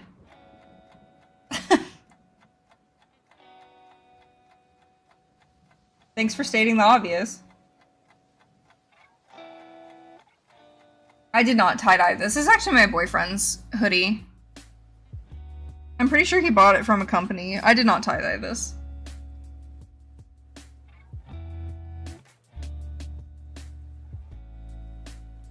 Yeah, for Animal Crossing, you might need to just find a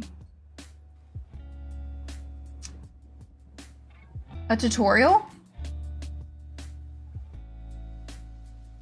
Like on YouTube, like a guide. There are also guidebooks too.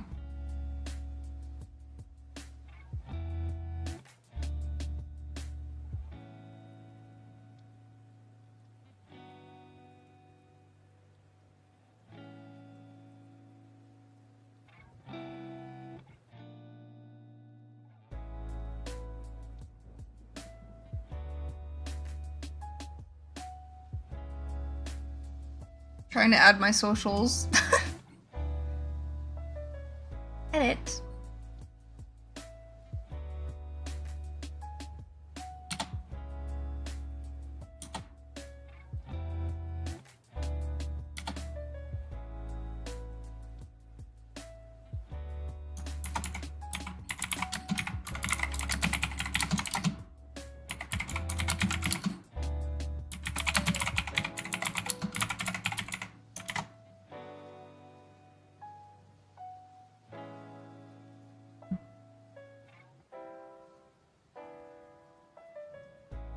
Thank you, Clover. No, I fed my snake yesterday, and you're not supposed to handle them like 72 hours after you get a snake, or after you feed a snake. So I cannot do that.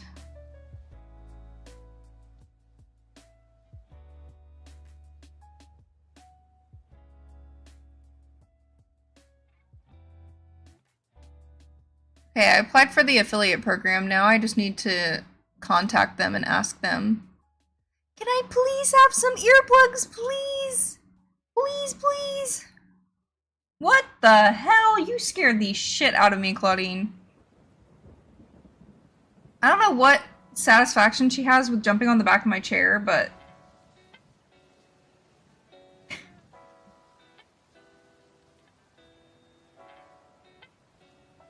Eventually I'll get some loop earbuds, because I feel like they would change my life, honestly. Yes? Can I help you? Her name is Cinnamon Roll.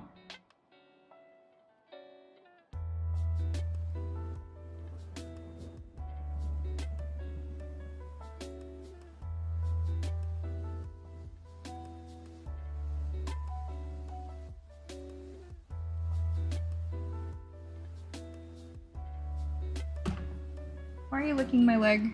She is licking my leg. I haven't even finished one row of this damn thing.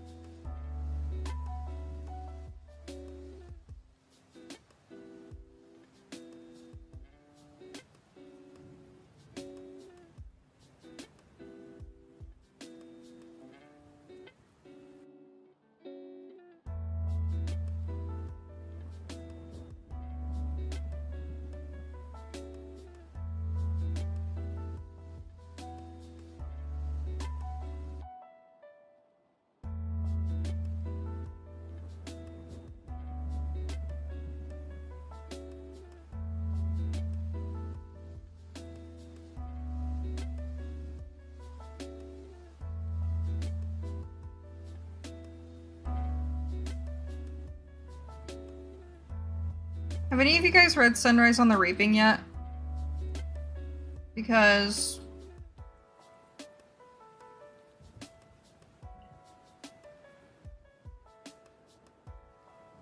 Oh, I love how peachy budgets came in right when I started talking about books. I'm reading Sunrise on the Reaping. I'm 77%. I'm not going to spoil anything, of course. I mean, we already know what happens at the end because we've watched The Hunger Games, but this book is going to be my favorite book of the year. If anything beats this book, it would have to be life-changing, because this book has made me cry multiple times. Suzanne Collins is like who J.K. Rowling wishes she was. Like, an absolute genius this woman is. No plot holes. Everything fits together. Every storyline goes together. It's so incredibly sad. I just love The Hunger Games. I'm like so intensely in my Hunger Games era right now. Like, I can't stop thinking about it.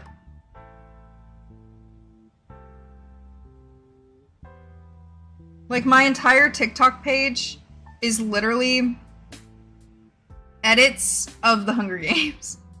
Or like, The Ballad of Songbirds and Snakes, like edits of Snow and Lucy Gray.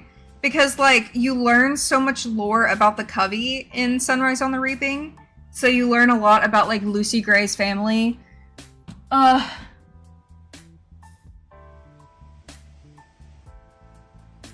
Listen. Did y'all see what J.K. Rowling tweeted? I think, like, this morning or last night. Let me see if I can find it. She is a fucking piece of shit.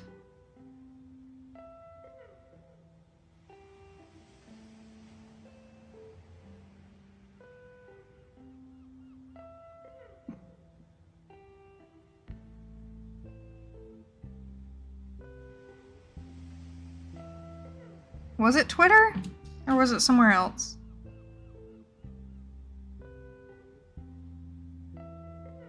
Oh my god, I can't even look at her page. I hate her so much.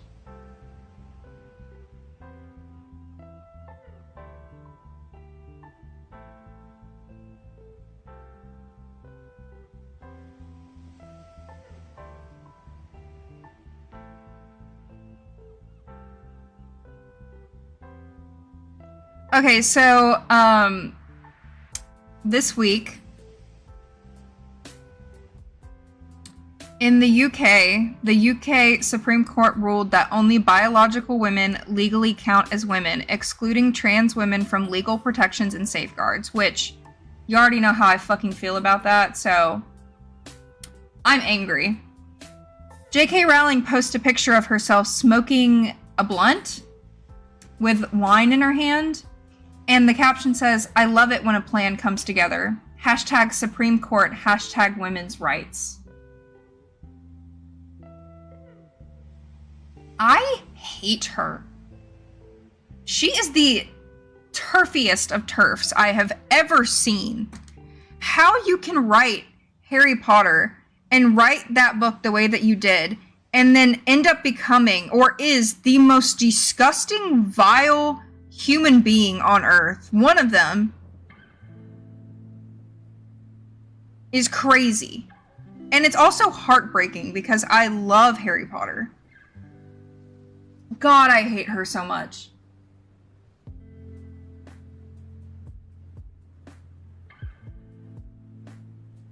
So I know Sunrise on the Reaping is like a prequel. So you can read Sunrise on the Reaping first and then go into the Hunger Games series. But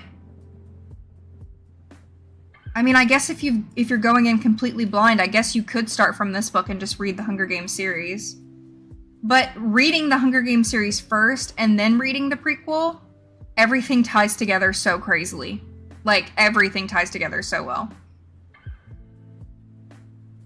She is disgusting. Like, I literally... I can't even look at her face. I get so angry. Like...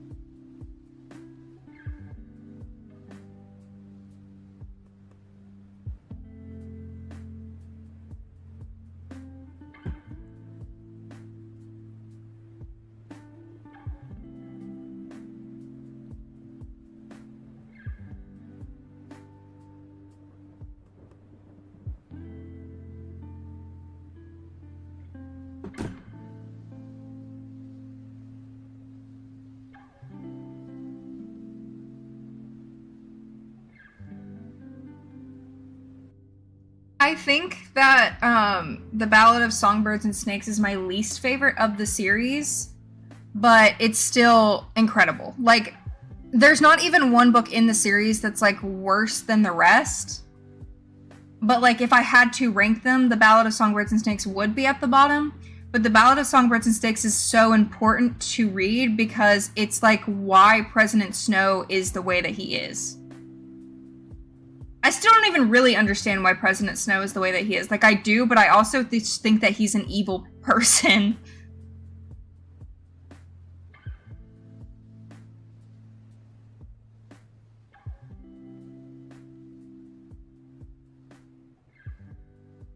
Yeah, reading The Hunger Games as an adult is definitely, like, a different experience. Especially with, like, the way the political climate is right now, and how the parallels are so similar to, like, real life right now. It's scary. And when you're an adult, you can, like, clock that, you know, pick up on it. How President Snow and Donald Trump are, like, the same. And Suzanne Collins specifically said that she only writes when she has something to say. And she had something to fucking say in this book, y'all. Oh my god, my heart. My heart.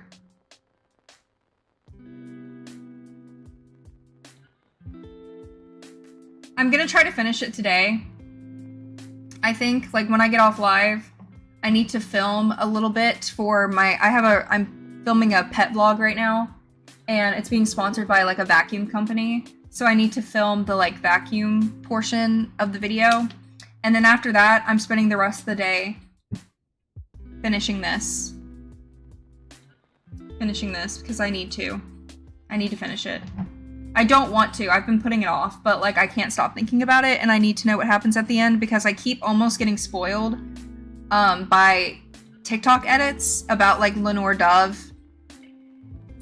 And I don't want to be spoiled, okay? Like, I obviously know that Haymitch wins. Like, we know that because it's in the Hunger Games. But I don't know what happens to the other characters. Also, Maisley Donner, I think her last name's Donner. Queen. I love her. She gives, like, Joanna energy, and I love her so much. Like, when this becomes a movie, I am going to be distraught in that movie theater.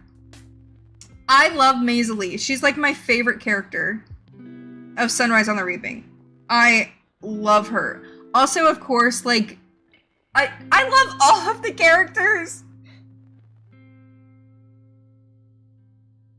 I love all of the characters. Also, it's crazy how Plutarch is, like, has been Snow's #1 op from, like, the beginning. Wow. Wow. Like, seriously, Suzanne Collins has made me, like, love, like, just remind me of why I love reading so much. Seriously. Ugh. I can't.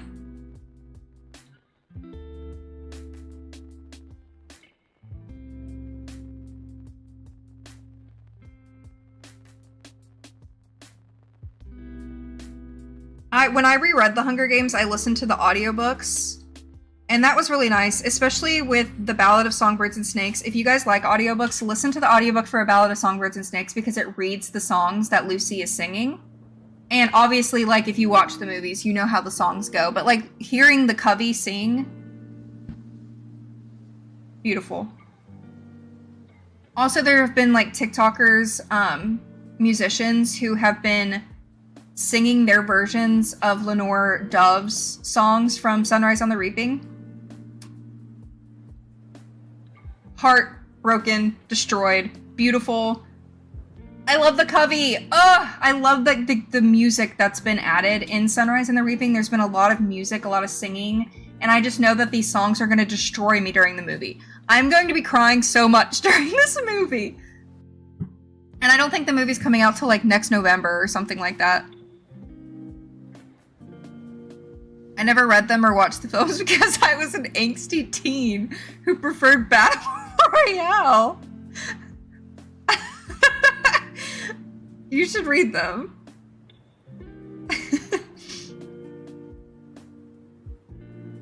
The audiobooks are great in my opinion. I don't even remember if they were narrated by a woman or a man, but I can go back and look.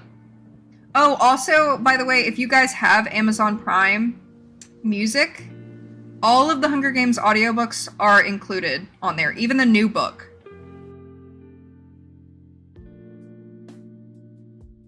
New book. Free.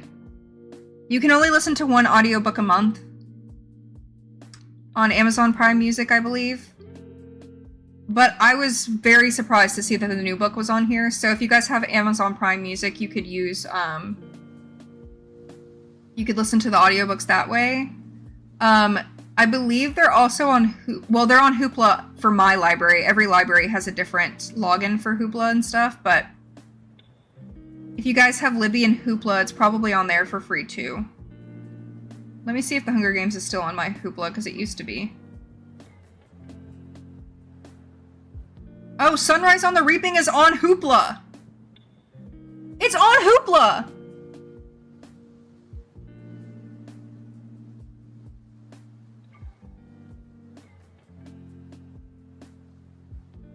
That surprises me. Okay, well, if you guys have Hoopla, you can see if your library has purchased it. I mean, you can borrow this for 21 days for free with your library card. Yeah, all of the Hunger Game books are on my Hoopla for free. And you get like 5 credits a month, so you can read 5 books on Hoopla. Libby probably has an incredibly long wait because Libby always has a long wait, but I can see if it's on. It doesn't even matter if I tell you it's on Libby or not because everybody's Libby is different. It just depends on what your library purchases for Libby, so. I get irritated. Not irritated, but I get frustrated sometimes with, I have to take that brace off, it's hurting. Like, I see the positives and why there's some TikTokers, like book talkers, who will make videos on all the applications that you can get with your library card, because then they'll be like,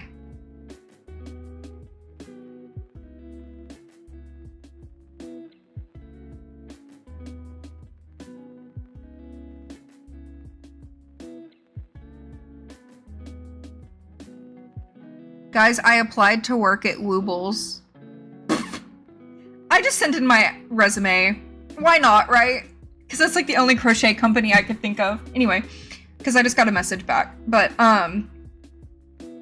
everybody's Libby and Hoopla and Play Palace, Play Palace? We just got something called Play Palace, which has Amazon books on it with your library card, which is pretty cool. But libraries buy the books for Libby. So the library will buy the ebook for Libby, and then they have the license for it for like 6 months a year, then they don't have it anymore. That's how that works. So when people on TikTok are like, well, just go on Libby, it's on Libby. I'm like, it's on Libby for you, because people don't realize that every library has different catalogs. So like everybody on TikTok's like, I don't have it on Libby. Why is it not on my Libby? It's not on your Libby because your library didn't purchase it. And then like these influencers are like, yeah, it's on there, you should have it. And it's like, no, it's not. And I keep trying to explain it to people and they're like I have literally had somebody tell me that I was wrong. I'm like, I literally work at a library. Like, the library purchases the ebooks for Libby. Not every person has the same, like, your library is not going to have the same catalog that my library has. Every single library is different. That's why there's people that have like 5 library cards, so they have a bunch of different books that they can choose from. I love when people on TikTok try to argue with someone who's actually knowledgeable in it, and they're not knowledgeable in it at all.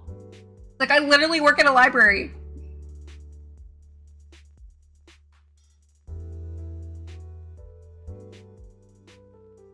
You were mad that they copied Battle Royale? That's just a genre. That's fair. Tumblr likes to complain. I was a big Tumblr girl. But I was like on the side of Tumblr for like One Direction and Wattpad, hippie type energy Tumblr. That's like, and then I would slowly got into like emo Tumblr. So like Pierce the Veil, Sleeping with Sirens, Day to Remember, like those type of Tumblr posts. Oh my god, those were the days. I still have my Tumblr. I go on there sometimes.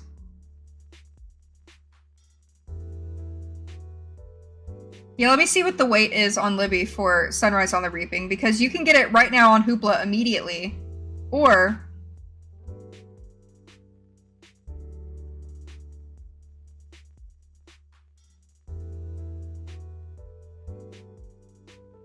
on Libby.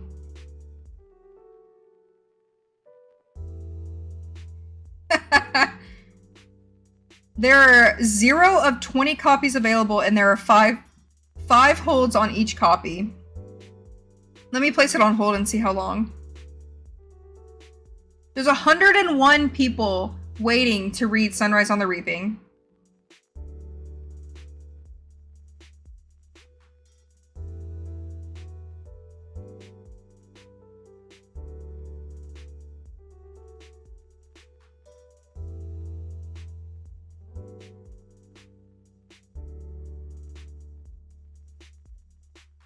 I am 102nd in line.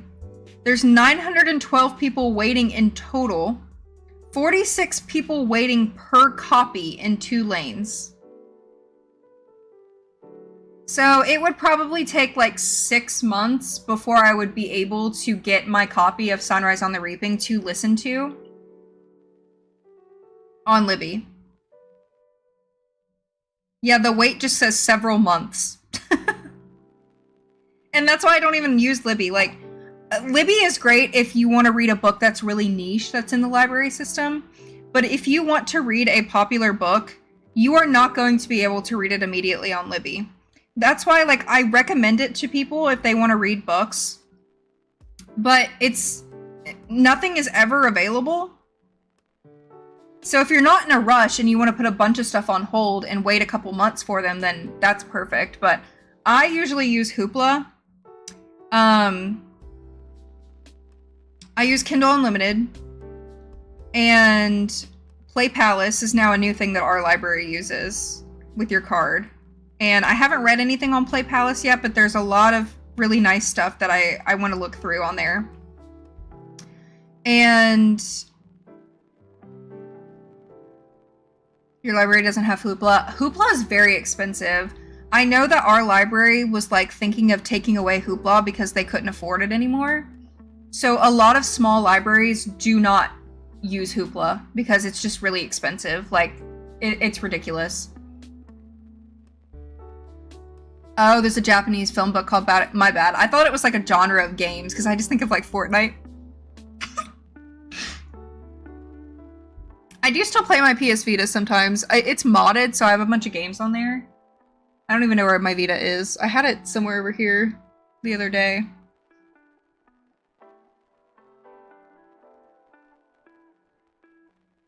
And then I recently, this is kind of a spoiler, I recently got Kobo Plus. As in recently, I mean like last night I got Kobo Plus. And y'all want to know why I got Kobo Plus? I'm sure you can guess.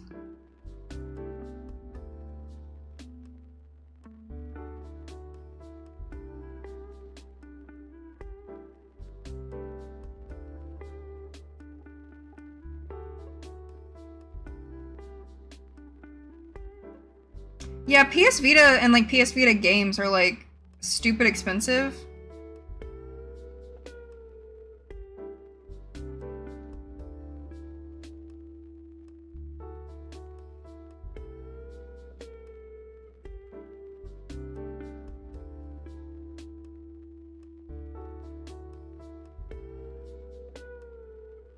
But yeah, I applied to work for Woobles. I'm fully not expecting an answer at all. But like I said, I'm putting myself out there. Like all of these big yarn companies, I've been sending in my resume with like my portfolio and like my media kit and everything. I've been making media kits. I've been making portfolios. I have been making cover letters. I have been making cover letter videos because a lot of these jobs want you to have a cover letter video. Not a cover letter, like they want you to do a video where you introduce yourself and show your editing skills and stuff. But yeah, I emailed, I doubt that I will get it. But, like I said, I'm putting myself out there. I'm sending my resume into every single company that I enjoy that has positions open in some type of way. I don't even know if they have positions necessarily open, but they had an email saying like, hey, if you ever want to work with us, just send in your resume and, you know, we will look at it or whatever. So I was like, you know what? It doesn't hurt to send it in, right? The worst they can say is no. It's not going to hurt my feelings. So I sent my resume into like Red Heart, Premier Yarns, Yarnspirations, the Woobles. Like, I've just been sending it in. I've been trying, guys. I want to work for like a yarn company. I want to work for like some type of like social media marketing or some, I don't know.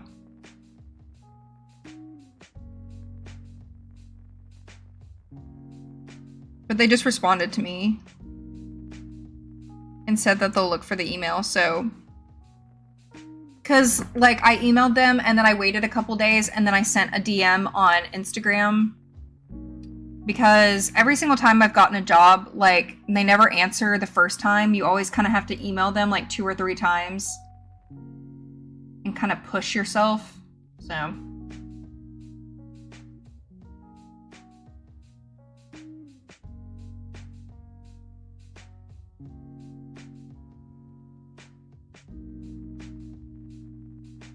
oh no, I didn't get sponsored by Kobo, unfortunately. Kobo has been sending e-readers. This is a rant that I'm going to rant about, and this is a first world problem, and this is something that literally does not matter at all. But my e-reader videos get a lot of views. They perform well, especially on TikTok. And I get e-reader companies a lot of orders.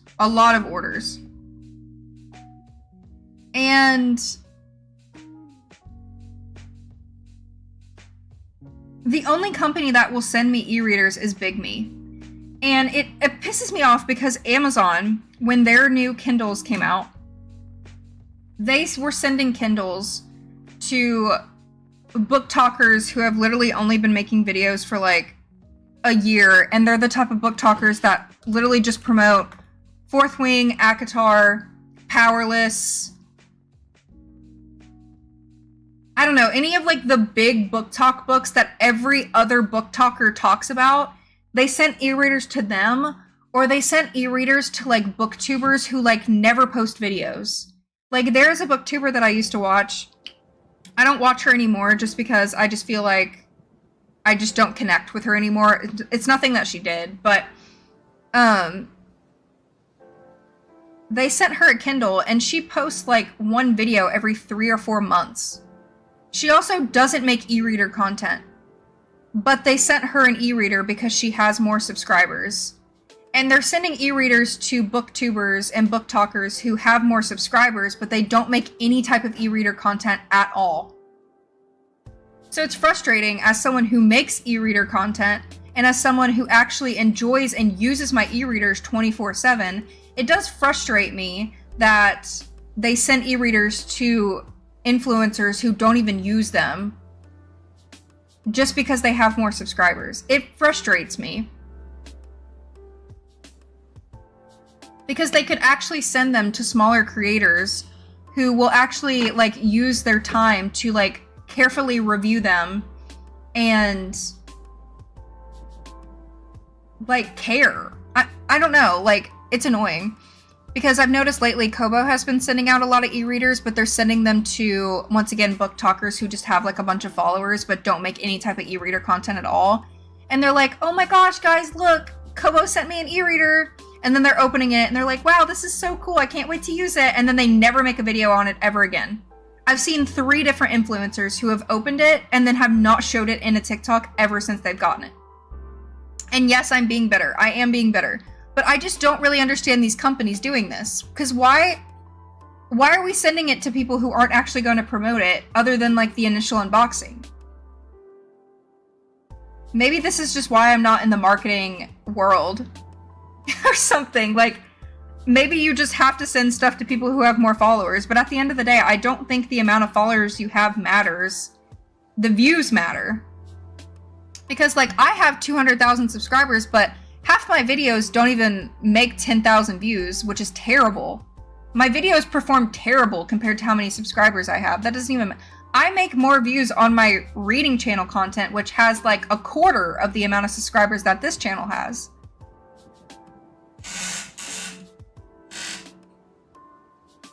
Like, the amount of subscribers doesn't matter. Whatever, I'm just being bitter. But like...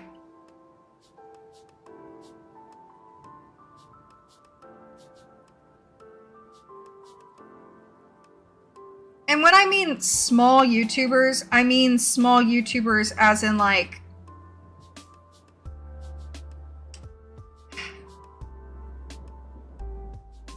like 20K is what I consider like a small YouTuber. Because at 20K subscribers, you're probably making like at least a couple $100. At least $100. Like, you're probably getting paid monthly at least. if your videos are getting good views. I consider that a small YouTuber. I mean, I'm considered small, I think, at 200K. Back in the day, 200K would be considered a lot, but even 1 million these days is considered small. So YouTube is like completely different than it used to be. Because back in the day, it was like groundbreaking to hit 100K, and now people just do that in like a month. It's like, oh damn. I worked like 10 years for this and people are doing it in a month, and it is hard to see when you work really hard, but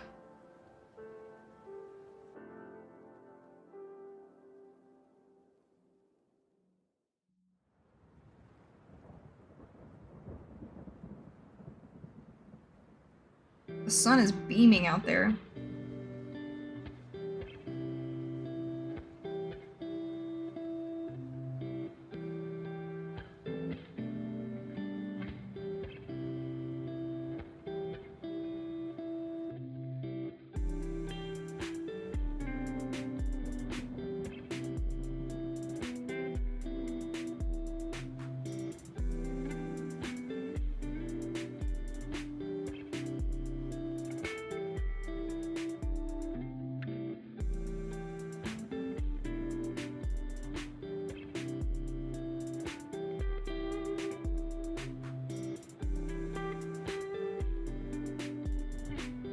I feel like this row is never gonna end.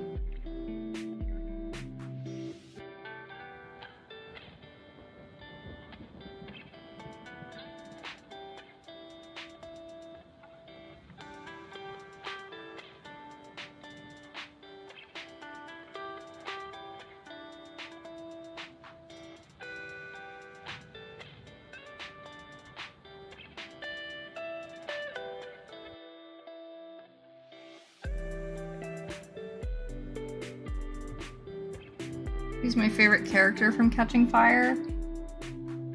Oh god.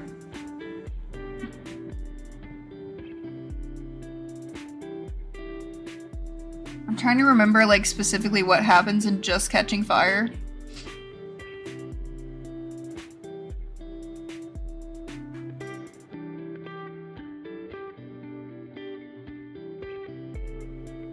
I don't even remember. I'm trying to think of like just who's my favorite character in the Hunger Games in general. I mean, honestly, it's probably Hey Mitch. Or an Effie too. I do like Effie.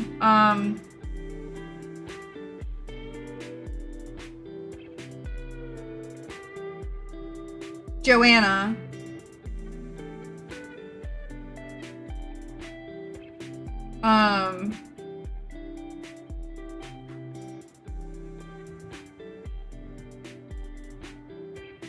Pretty boy's name. Why did I forget his name? Finnick. Oh my god. Finnick. I love him. I don't even know if he's in Catching Fire. I don't remember what happens in Catching Fire. They all blend together. Like, I know the quote. If we burn, you burn with us. Like, I know that's in that book, but... Have you read any Alice Feeney novels? I have not. I have a couple of them over there. Do y'all see this shit? How the fuck did she get up there? Claudine! If you don't get the fuck down! And you're up there too! Go! What is wrong with these cats? They use this as a fucking jungle gym. It's not a cat tree. Oh my god, how do you make cats not do things? I don't know how Twyla's not burning her hair off her body, leaning up against a heat lamp that's 100 degrees. Insane! They're literally using it as a fucking jungle gym.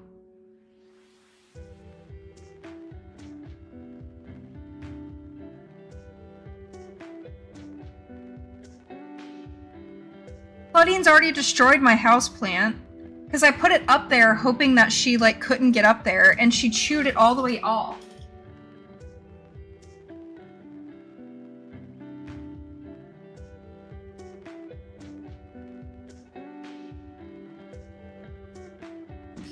I had a waffle plant. Luckily, I left the non-toxic ones out. And she completely chewed all of the leaves off and ate them. The entire plant. She ate it. So I'm hoping that, like, it'll survive. Oh, there's also a piece of the other plant in there, too. She's, like, completely destroyed everything. No! Stop it!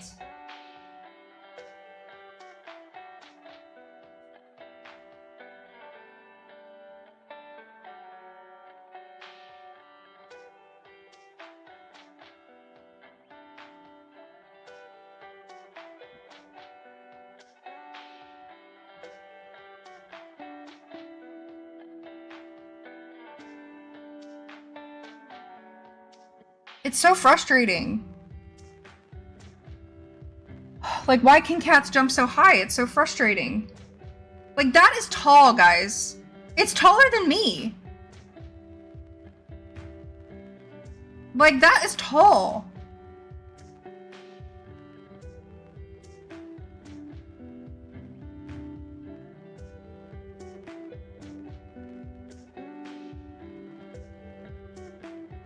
It's like I literally built a jungle gym. My wall is a jungle gym for them, and they still use the reptile enclosures to climb on instead of using the fucking jungle gym that I literally put on the wall.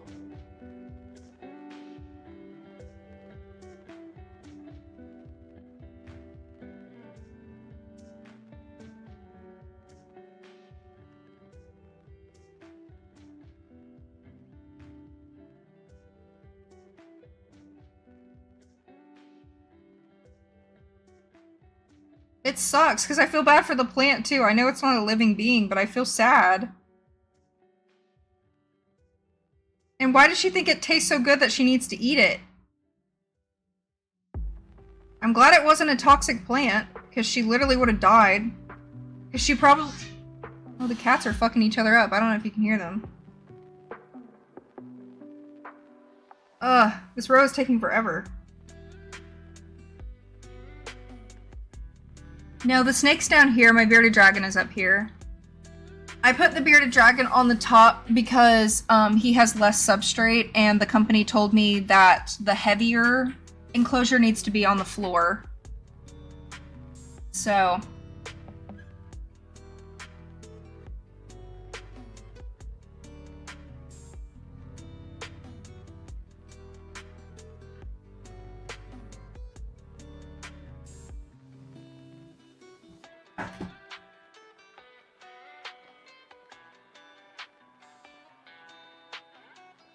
Relax. Hey, relax. Psychopath.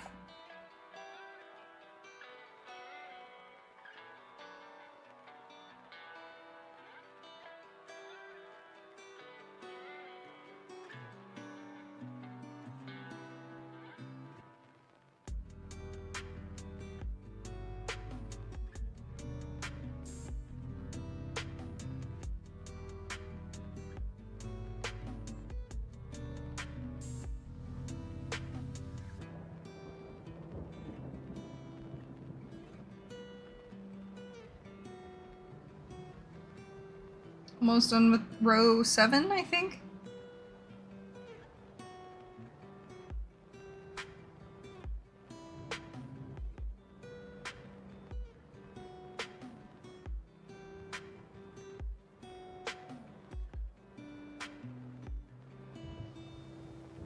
Hopefully I have enough yarn to make this whole thing with one skein. This is really thin yarn, so...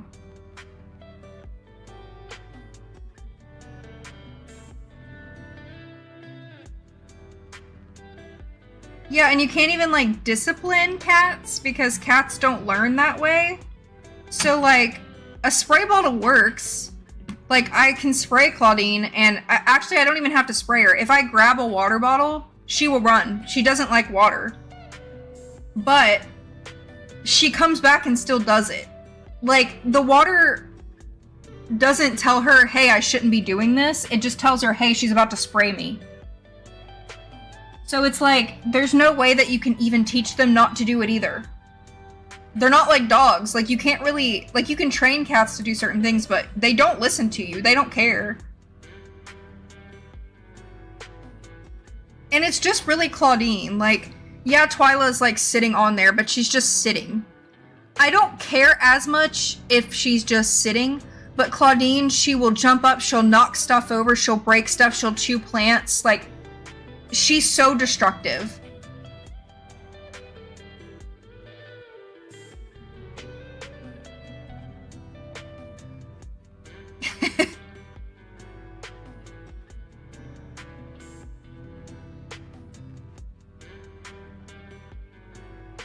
Claudine, when I was at my old house, oh my god, she had me like having mental breakdowns daily because like she was jumping into places that I don't even know how she got up there. And she broke like 5 different glass pieces. She broke like this crystal that was like in my family because she like somehow got into a cabinet and pushed the china out of the cabinet and destroyed all of the crystal.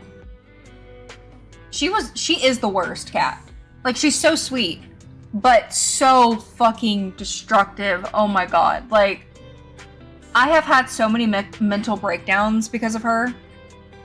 So many mental breakdowns because of her. Because I don't know how she gets to the places she does. And when she does it, she's like, I am here to destroy. She's like, I am here to ruin your day.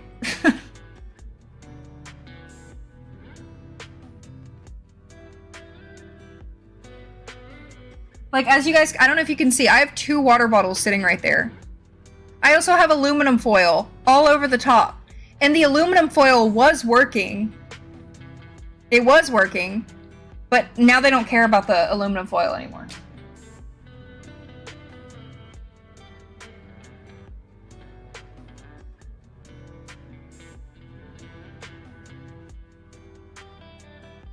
Cats. I don't get them. It's so frustrating. Because it's like, you can't discipline cats. You literally can't.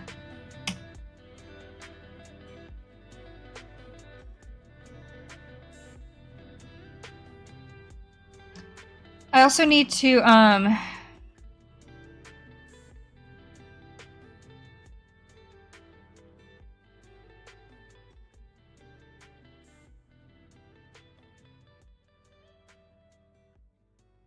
clean my bedroom today. I want to start filming another cleaning video because those perform pretty well, and if I'm cleaning, I might as well make money from it, right? I finally got myself a clothing rack for my crocheted clothing items. So, because clothing racks are like weirdly expensive. Like, this one was $25 and it was on sale. But all the other ones were like $60. I'm not spending $60 on a clothing rack. No ma'am, no ma'am. So I got this one.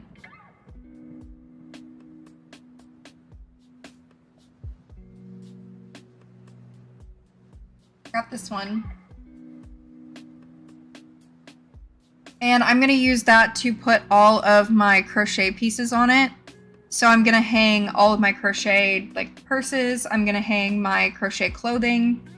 So when I need to wash all of the crochet items, I can just grab them all from the rack and wash them, like hand wash them, because I hand wash all of the crochet items that I make. So I've been wanting to do that for a while because I have all of my crochet pieces just folded onto my dresser right now because I don't want to accidentally like throw them in with my clothes in the washing machine and then ruin them. So I got those for my crochet clothes, and I feel like it would be like a cute background piece if I'm filming a sit-down video because all of my crochet stuff can be in the back. But I have all of my yarn in my bedroom now, and my bedroom is kind of like my like cozy yarn room, I guess, because it used to be here and then I moved it into my extra bedroom, but then I decided to put my guinea pig cages there, so I put it in my bedroom. And I like them there because if I'm crocheting in my bed at night, I can literally just like turn over and grab more yarn. or grab anything that I need to make something and then just roll back over into bed instead of getting up and going in a completely different room. That's me just being lazy, but I crochet a lot in bed while I'm watching TV or something. So I'm gonna do that today. I'm going to try to fold all of my laundry. I hate doing laundry, guys. Like that's the number one household project I hate doing the most. But I'm gonna try to fold all my laundry. I'm gonna try to do a couple loads of laundry tonight as soon as I get off stream. And I'm going to try on every single item in my closet to see if it still fits me or if I still like it, because I have too many clothes. And if I don't like it, I'm either gonna sell it or just donate it. I have a Depop. They'll probably go on Depop if I do decide to sell some of the pieces, but most of the items are probably too old to donate. So I'm gonna literally film a TikTok and a video of just me trying every single thing on in my closet and deciding if I'm gonna keep it or sell it. Because I need to do that. So I'm probably going to film that this weekend. That's gonna take forever though, so I need to actually deep clean my bedroom first. Because my bedroom is my depression room. That is like the last room that I ever care about cleaning. So I need to do that. Because once I get in like the mood of doing something, I need to do it right away or I'm going to lose the motivation to do it. So I got the motivation randomly last night to deep clean my bedroom. So I'm like, I need to do that today. Or I'm never going to get the motivation to do it again, so.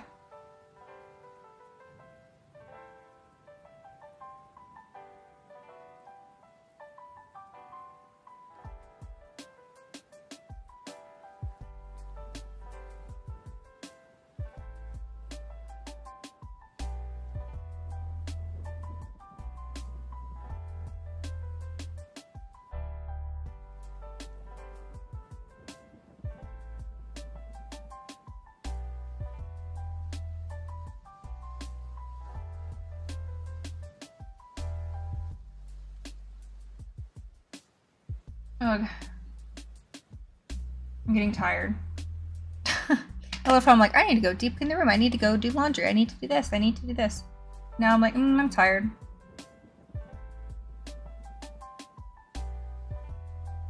There's a lot of things I need to do tomorrow too, because like I have a planner where I write down what I need to do every single day.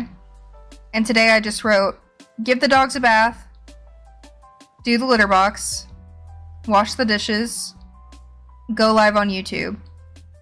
Those are the things that I said I need to do today, and I have done all of those. But I could also, like, deep clean my bedroom. I have time. But I wrote in my planner to do nothing after I finish this stuff. So I'm like, my brain's like, do nothing. But tomorrow, I need to change the litter boxes, like my rabbit and my guinea pigs. I need to clean their cages. I need to build a garden bed. That won't take very long, but... And I need to edit the pet vlog and the sponsor. And then Sunday, I need to film the video game console video because I have a video game console that was sent to me that I need to do. But I don't like filming those until I have nails put on. And I don't like putting nails on when I have to clean too, so I need to do all of my cleaning tomorrow. I might just have time to do all of the cleaning tomorrow because since I only have 3 guinea pigs now, it only takes me like an hour to clean their, like deep clean their enclosures. And it takes like 30 minutes to like dump the litter boxes and deep clean the rabbit room, so where it used to take me like 3 or 4 hours to clean all of the guinea pigs and rabbits and stuff, it takes me like an hour and a half now, which is honestly very nice. So, I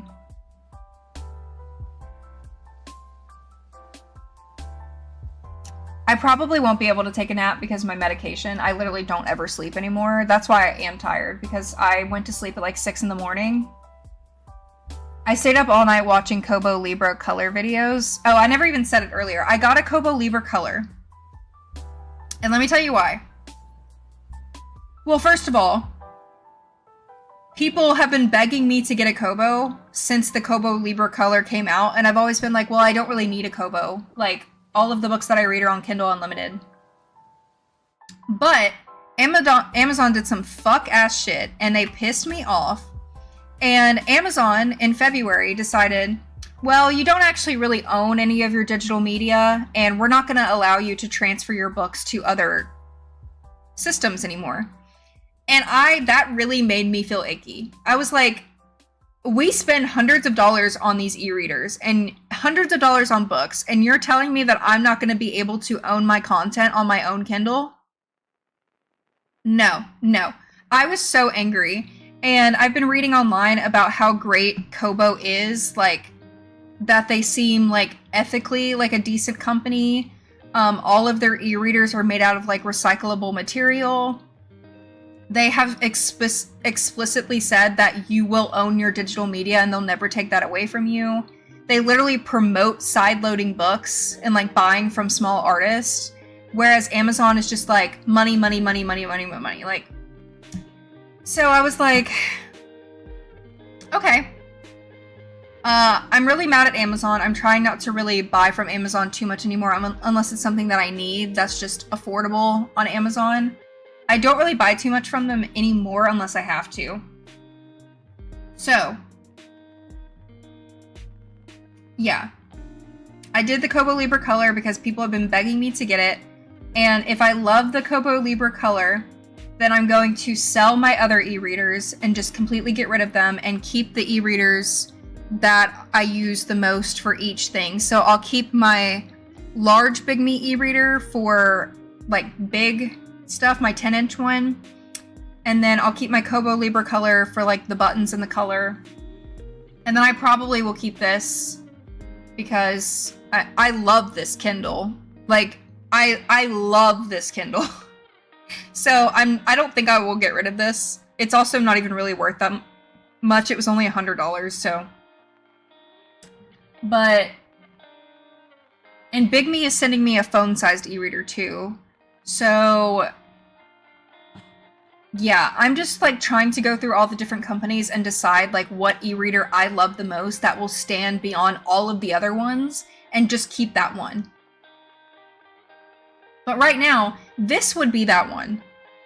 But because Amazon is selfish and they only care about money, this is not going to be the one anymore.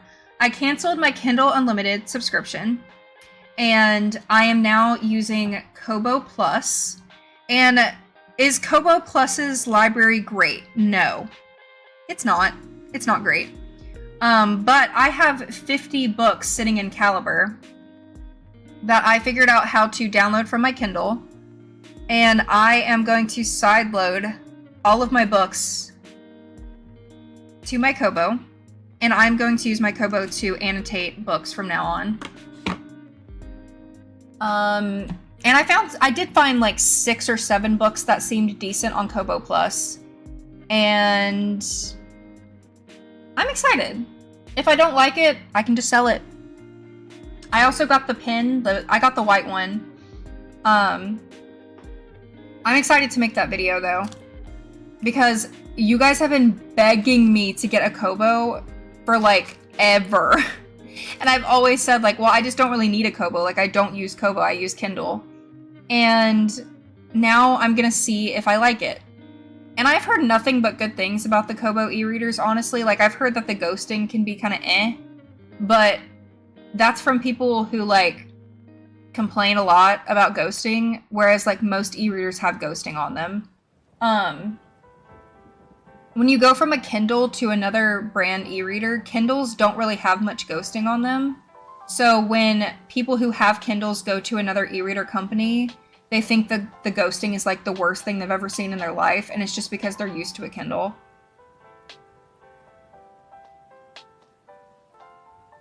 Yeah, I didn't pay outright. I did get a refurbished one.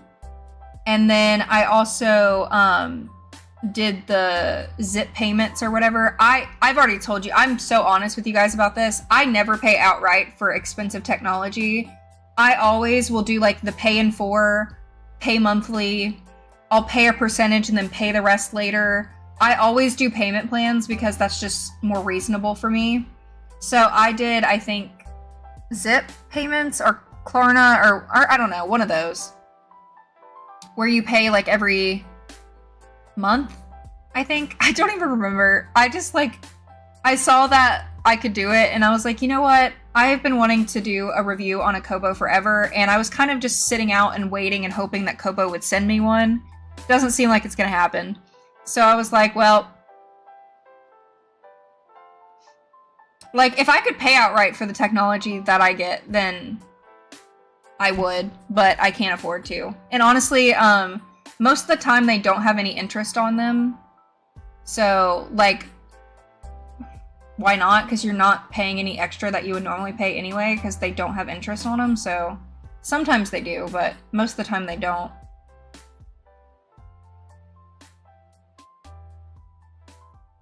And the Kobo Clara is the same size as the Kindle Basic. And you can also, Libby is directly on Kobo Libra, like Kobo's. It's called Overdrive, but Overdrive owns Libby. So you can literally open up Libby on Kobo too. So I think that's pretty cool. But I think if more people start supporting Kobo, then their library is just going to keep getting better. So I think we need to start supporting other companies. I looked into Barnes & Noble because you guys know, like, I grew up using Barnes & Noble e-readers, the Nook. Like, that was the e-reader that I grew up reading. But Barnes & Noble Nooks are just not good. I could barely find any good videos on them. All the reviews about them are how terrible the battery life is. And I'm like, okay, I think the Nooks are really cute, but Barnes & Noble doesn't even really have a good library. Like, you have to buy everything. And they only give you like 2 gigabytes of data to sideload books on a Nook, so I don't think Nooks are worth it. So I was like, well, the next company is either the Books Go Color 7 or the Kobo. And I've already owned a Books Palma, so I already know how those work. And I was like, okay, I just need to go ahead and get a Kobo, because that is the one company that I have not tried out of all of the other companies, and I want to be able to compare them. And honestly, aesthetically, I think it's like prettier than all of the other e-readers. So I think I'm honestly probably going to be obsessed with it. I fear. And it's probably going to help me read more too, so. But this one, I'm just going to use for Kindle books, Kindle exclusives. My Kobo is going to be for everything else. And it also has buttons, which I do miss my Kindle Oasis, and I do like my Big Me e-reader because of the buttons, so. What was I going to do? I was going to do something on my phone, but I don't remember. Ugh.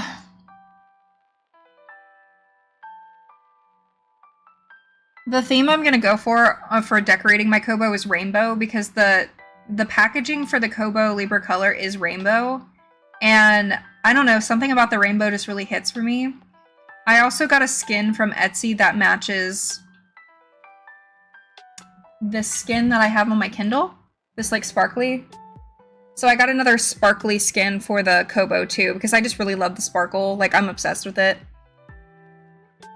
So I got one of those for like $6, and it's already shipped too, which is crazy.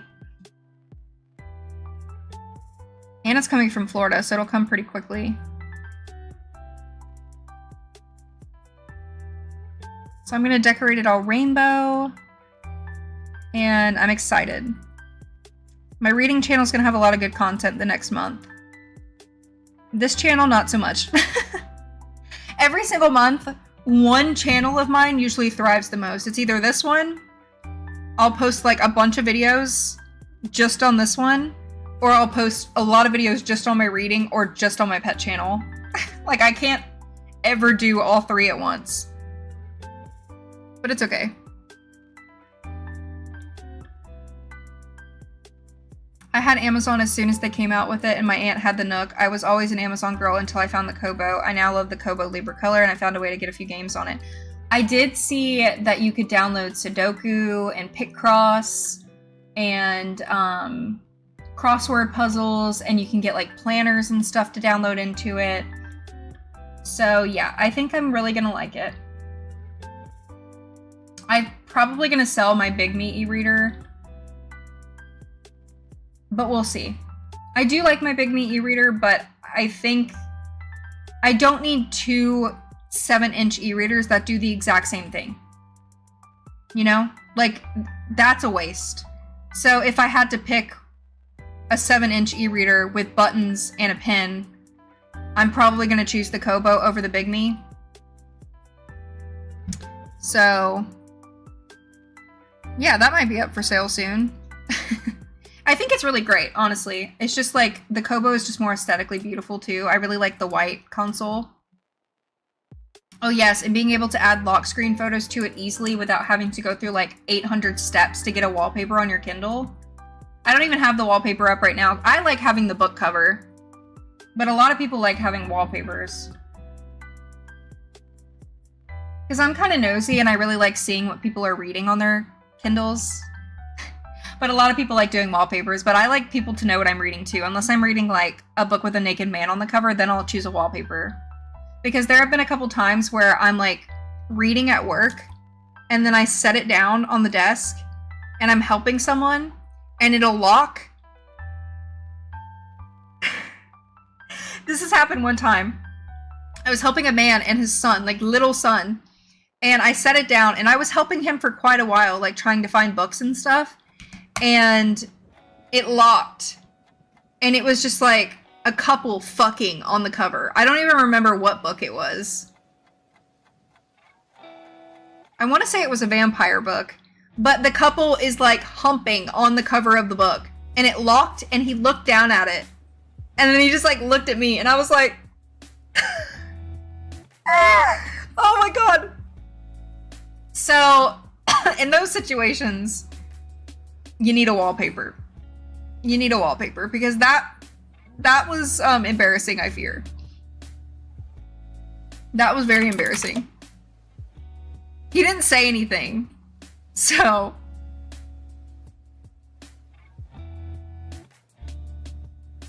yeah, I just pretended that it didn't happen. And he also kind of played it off like it didn't happen. But it definitely happened. It was terrible. I'm trying to remember what book it was. I'm looking at my red books right now to see if I can remember. No, that was an audiobook.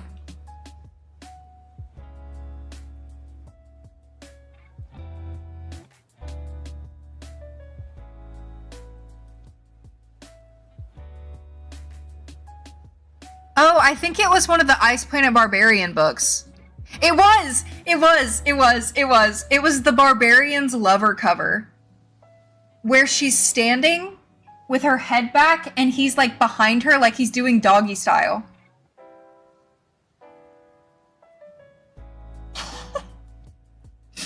This is the cover that he saw. I don't know if she's actually getting doggy style in the photo, but that is the cover that locked on the Kindle. And it looks like she's getting it from behind, dude.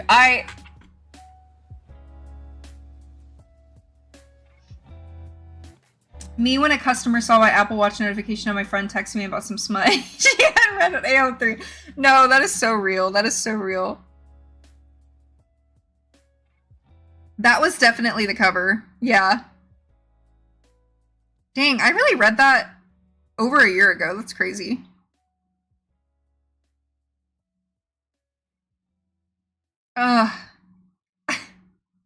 We just both pretended that it didn't happen. I'm just glad his son didn't notice. His son probably wouldn't have thought anything about it. He was so young. It was so embarrassing. Oh my god. Those are the type of situations that like you forget about and then you think about them when you're laying in bed at night and then you cringe for like 2 hours because you can't stop like re-remembering it.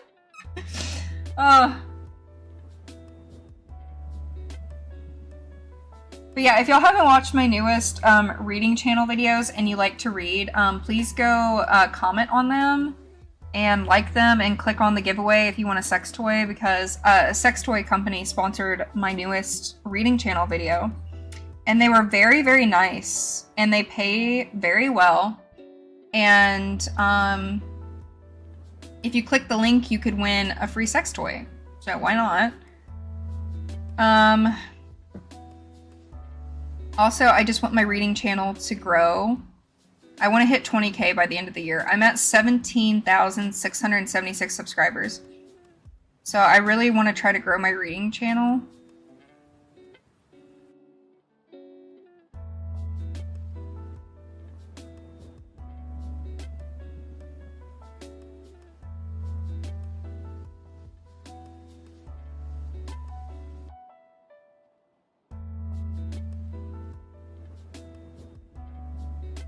I can't believe it's already 5:20. This is what happens when you sleep till like 12.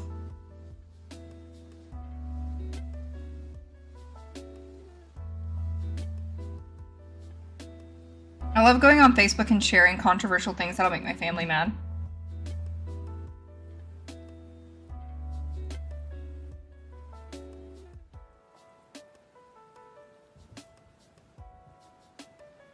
My work videos perform really well. When I posted my last work video on my reading channel, I gained like 3,000 subscribers in a month, which never happens.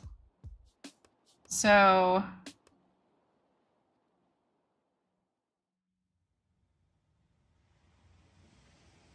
I might change the title of my newest work video back to like a day in the life.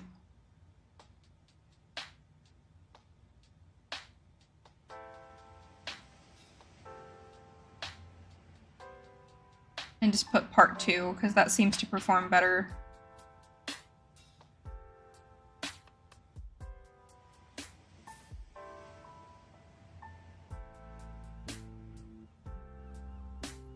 Okay. I think I'm gonna get off. I kind of want to eat a chocolate bar, and I don't know, I think I'm probably gonna lay on the couch and play Hello Kitty for like probably an hour, and then I think I'm really gonna try to grind cleaning my bedroom today. But my cart hasn't even been delivered yet, so I'm waiting for that to be delivered or whatever. But I hope you guys enjoyed this live stream. I enjoyed talking to you guys. I really don't know when I go live next. My life is kind of chaotic right now, and I work a lot. So I unfortunately just don't have consistent days. If I do, it will probably be next Friday. We'll see, unless I have a lot of things that I need to do. Next Friday, or maybe like the 28th or something, I will go live again. Or maybe randomly at night if I feel like it. I don't know. Who knows? But I hope you guys enjoyed. I really didn't even crochet that much. I did 2 rows. So let me show you guys the progress real quick. That's what I did today. I already finished the front half, so I'm just making another one of these.